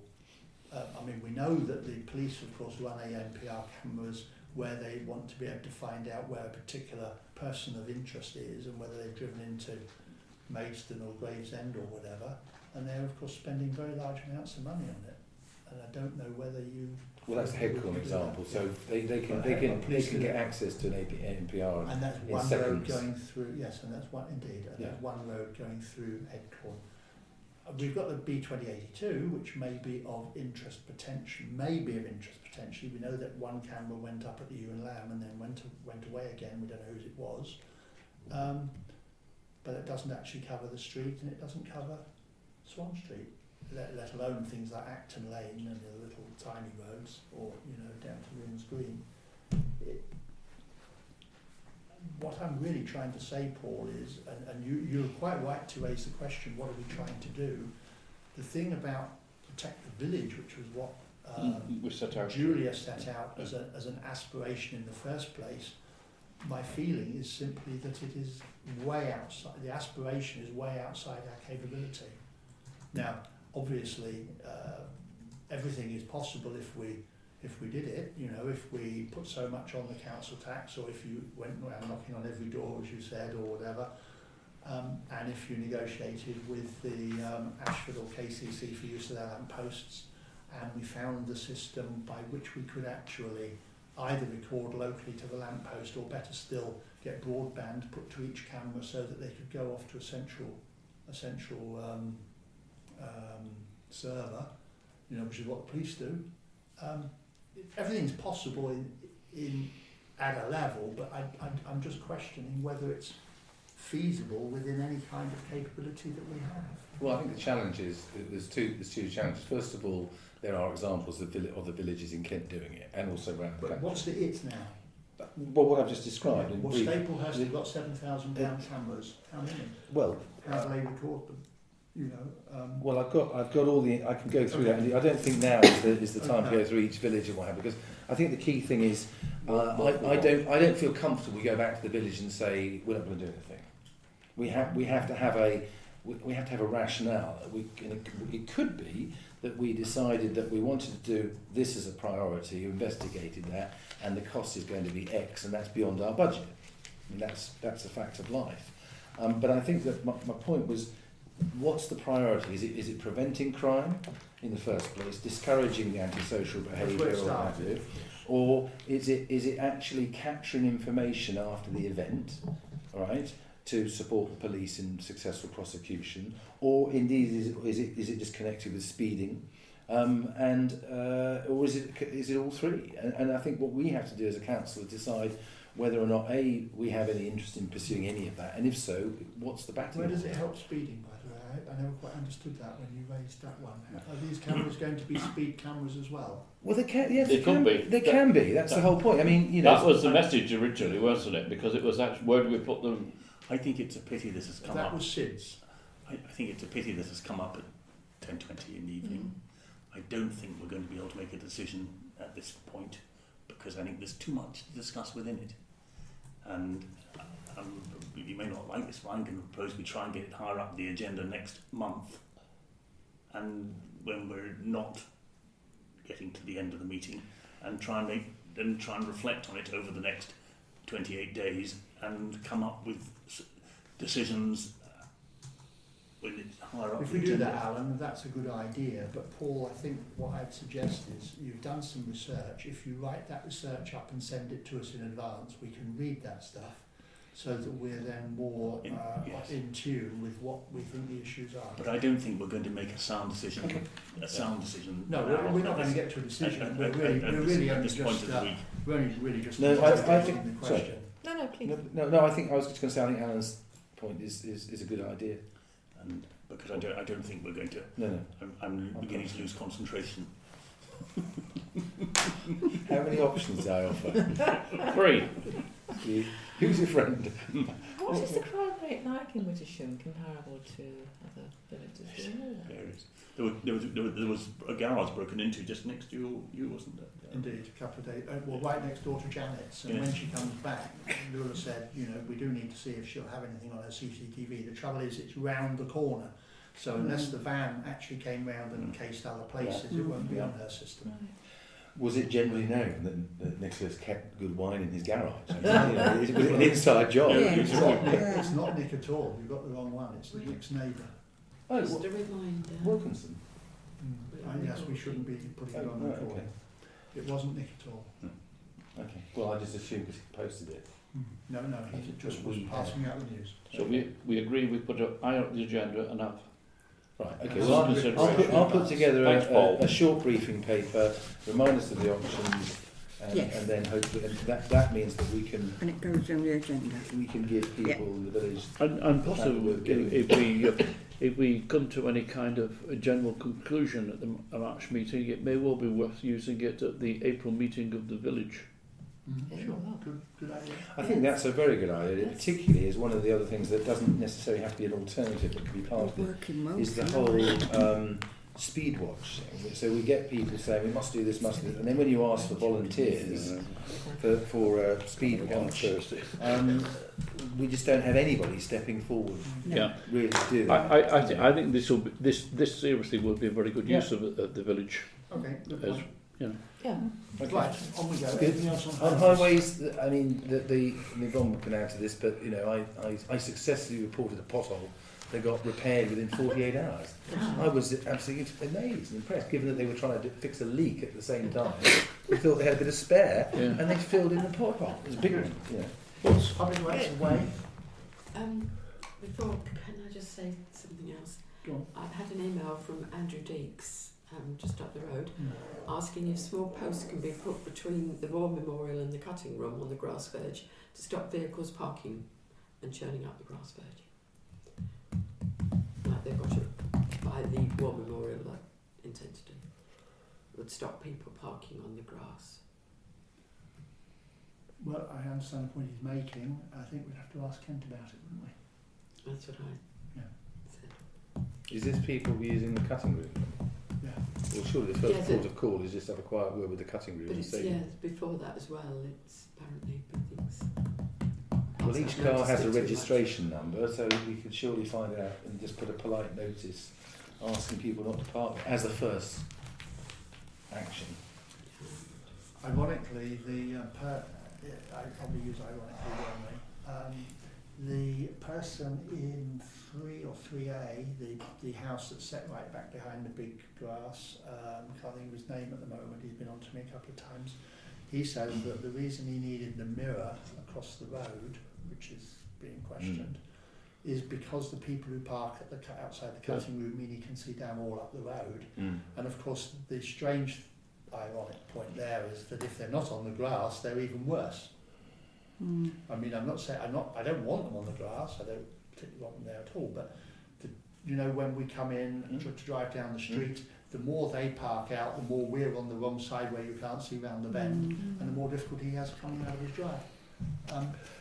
But then, you know, we are in favour of having small traders in the village, and that's where the cutting room is, and people come here by car. We're a bit stuck. And then all the way down the street, of course, any parking is always is constrained by all the drives. There's already the right. Anyway, let's move on. Anyway, we'll go back to the basis of public rights of way. Probably realise that we're all very muddy at the moment, and the state of 1890, which is the one just up the road that goes from the street out to round the back of the water tower, is really bad. It's where they took out the fir trees and put in a fence, and it's just one big muddy. Yeah. So I have reported that because Faye at KCC wanted to know, because we all said once you take the light away. Yeah, that's right. So I have reported that. Right. Open spaces, the dog fouling on footways is certainly worse, and Alan has also reported his point on litter in the email which we discussed earlier. Can I mention, there's, leading on from Alan's litter, there's a real problem outside the 30-mile-an-hour limit down towards Moons Green. We think there's probably somebody in Moons Green who's maybe got an alcohol problem. Sounds absolutely ridiculous. There's cans being thrown in the hedges, both sides, and whiskey bottles. Well, they're not obviously being put. Do you remember I told you that Alf was finding all those in Yes, well it's now, it's outside our 30-mile-an-hour. Somebody came up the road yesterday to deliver some plants across the road from me with in a wheelbarrow, and on the way back picked up 17 cans and bottles. Now, they came back up again today to me and picked up another 4 on the way. So there's something going on. He's a busy. It's a busy person, because the same bottles are deposited in our property. A lot of the cans are energy drinks, I'm told. But there's also whiskey bottles and things like that. Whiskey bottles that Alf was finding on the green. And this, we're out there whenever you don't. But however keen he or she is, I mean, there's only a certain amount of whiskey you can get through. Yeah, but it's... You know? But I don't know what we can do. But the I mean, litter people is that are bad walking going. are picking them up. Yeah. A lot of it goes in my recycling bin, so what the dustman think of me, I do not know, but... All right, Yeah, but well, he's sworn not to tell. okay, let's move on. I don't, unless there's something we can say about it. No, I don't think we can do Well, that. no, it's can we come to some dog fouling in the street? It's something that Lee, our voluntary, reported, and there is. It's that Well, it side is of worse, the no street. doubt. I noticed it. She was saying, can something be put in the outlook to remind people? Yes. No. Well, we will not do it, How do you want? because we've had so much hassle that we said no more about Do dog people fouling. get on and say, I'm determined to let my dog foul in the street then, or what? I mean, the answer it came up a little while We've ago. mentioned, we've had articles in the past, haven't we, about... We've dog done fouling. it, and we've said, but we had They give such you a grief. backlash on it, it was untrue. Well, people want to be able to let their dogs foul in the street. How extraordinary. The answer is Do that... people realise what the fine is? I mean, we've also got one lady who knows exactly the person who is doing it, and I've said you need to go out there and take a camera, but she will not report who this person is. Is there... Okay, so there are... I don't know where the signs are, but we've got signs up on the lampposts, haven't we? Well, we've got the dog bins all the way Have we got down. signs on the Yes, lampposts? no, we don't have Okay, signs. so some villages have signs on lampposts, and you know what the fine is now? £1,000. We used to have Right, those most people don't signs, didn't realise we, or that. something? But I think one first thing could be the lamp. We haven't got any lampposts, I know that, but at least some sort of signage. That's another problem. Not tonight. I think promoting the fact that the fine is £1,000, and also it seems to be catch in it a on very... CCTV. It's Well, we could, I tell you what, we could have a CCTV camera on the church tower pointing at that part of the street, then let people know and saying, You know, that would I discourage mean, it. That's the- somebody must say. somebody knows. Yes, that's what I can't get my head That's around. the classic. See, in the old days, you'd speak to the village copper and he'd have a word. Yeah. The PCSO could have a word. Well, then, yeah. Well, that's what I've said. As Mrs. Beaton said, first catch She's your got PCSO. Wouldn't it be good in the write-up to you occasionally do for Outlooks, you like to say, is we have alerted the PCSO to the increased concerning about dog fouling. That could be a way around it. Yeah. couldn't it? Yeah. Yeah. And he's investigating. And he's Yes. investigating and Yes. Remember, it's a she. Well, no, just No. actually, he And- stroke she. you underline or Yes. putting in bold letters. I think that's a good idea. Could you Fine. put in? Fine, Could you £1,000. include the cost of the fine? Bear in mind that you can be fined £1,000. Yes, right. exactly. I think Yeah. putting that in That from would the be following more from the general. minutes of this meeting, Yeah. but you report in the Outlook. Yeah. I think that would be a good way. And That's that a way gets round round it. that gets round. And you could start off, this is, I know it's subjective, you could start off by saying it's been noted that the dog fouling problem is getting worse, and then go on to the Yeah. next bit. Okay. It's been reported that PCSO is investigating, Well, and people will note that the Right. fine can be £1,000. we'll leave that to the chairman Good. to put the To correct to words the in. clerk. Excellent. No, it's your note, not mine. Oh, you mean in Yes. the main notes? Yes, yes. Oh, right. Yes, Oh. you. You've got space for two. And then you put a copy in Slip the it I thought Outlook. it there. was going to be a special little No. piece that Slip it said in there. dog No, fouling. you're going to put it in, and you're going to put, you know, that's what we agreed into. Yeah, add it to yours. Alan's, you know, it's cocoa time. No, I've got to leave home at 5 o'clock tomorrow morning, so Oh. I'm getting. You're not going to a GDPR seminar. No, I'm just beginning to get nervous. It's almost time to go. Well, I'm very impressed. I had no idea it went on as long as this. He I doesn't, didn't even have any he doesn't supper. usually. Well, we didn't tell you, see. We put you off. You should have been warned. It was. Yeah. See, I think if I was Okay, something fair in flight catering.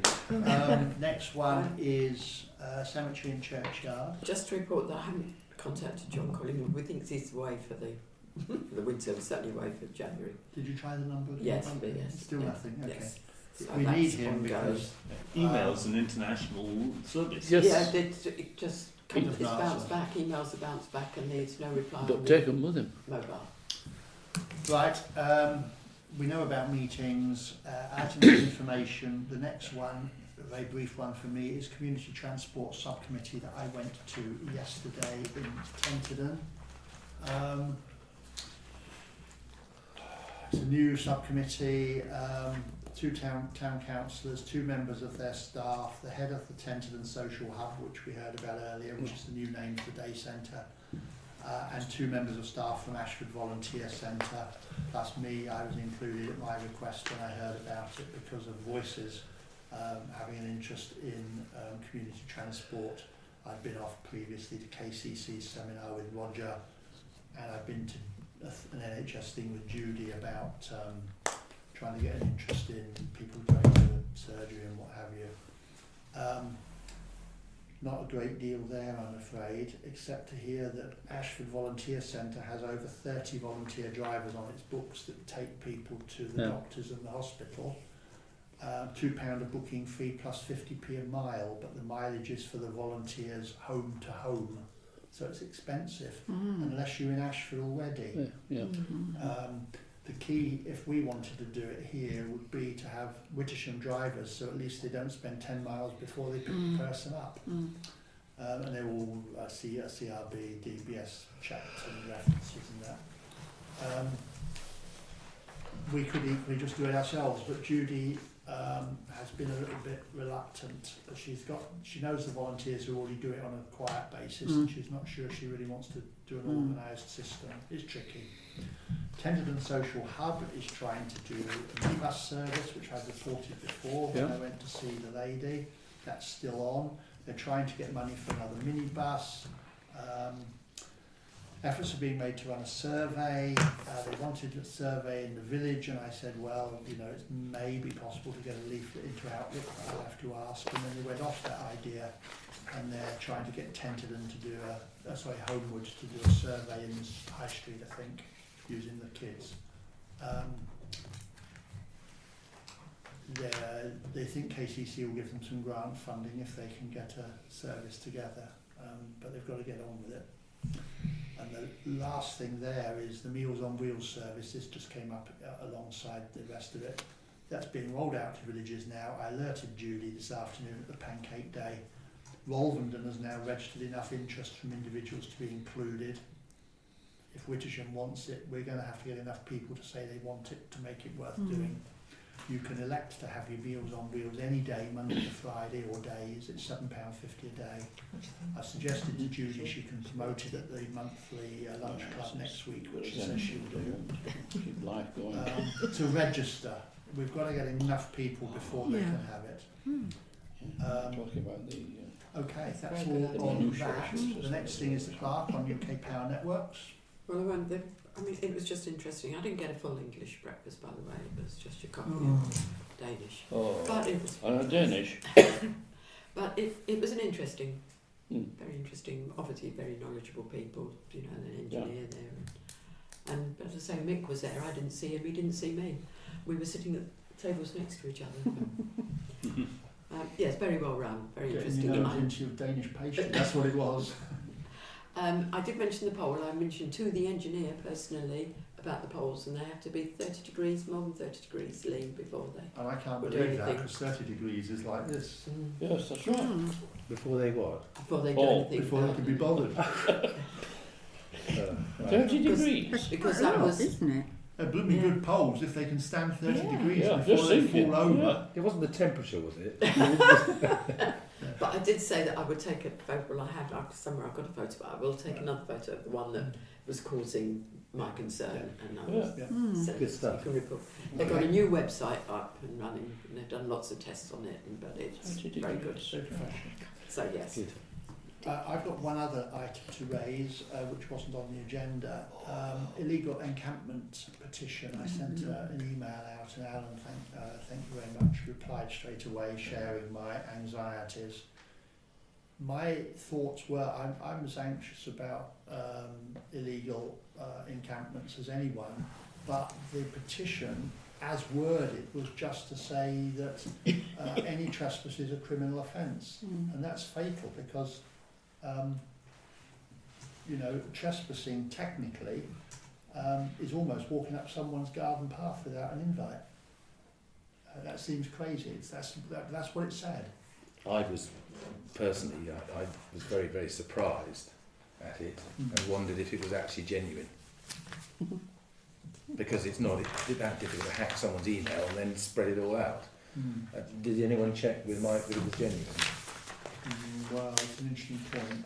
It doesn't sound like him at all to do that.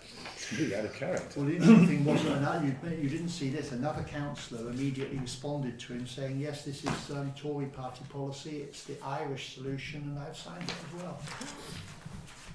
But I think that that's a great illustration of how viruses spread. It's either very sketchy about what they're proposing, or it was a local judge called Jeffries.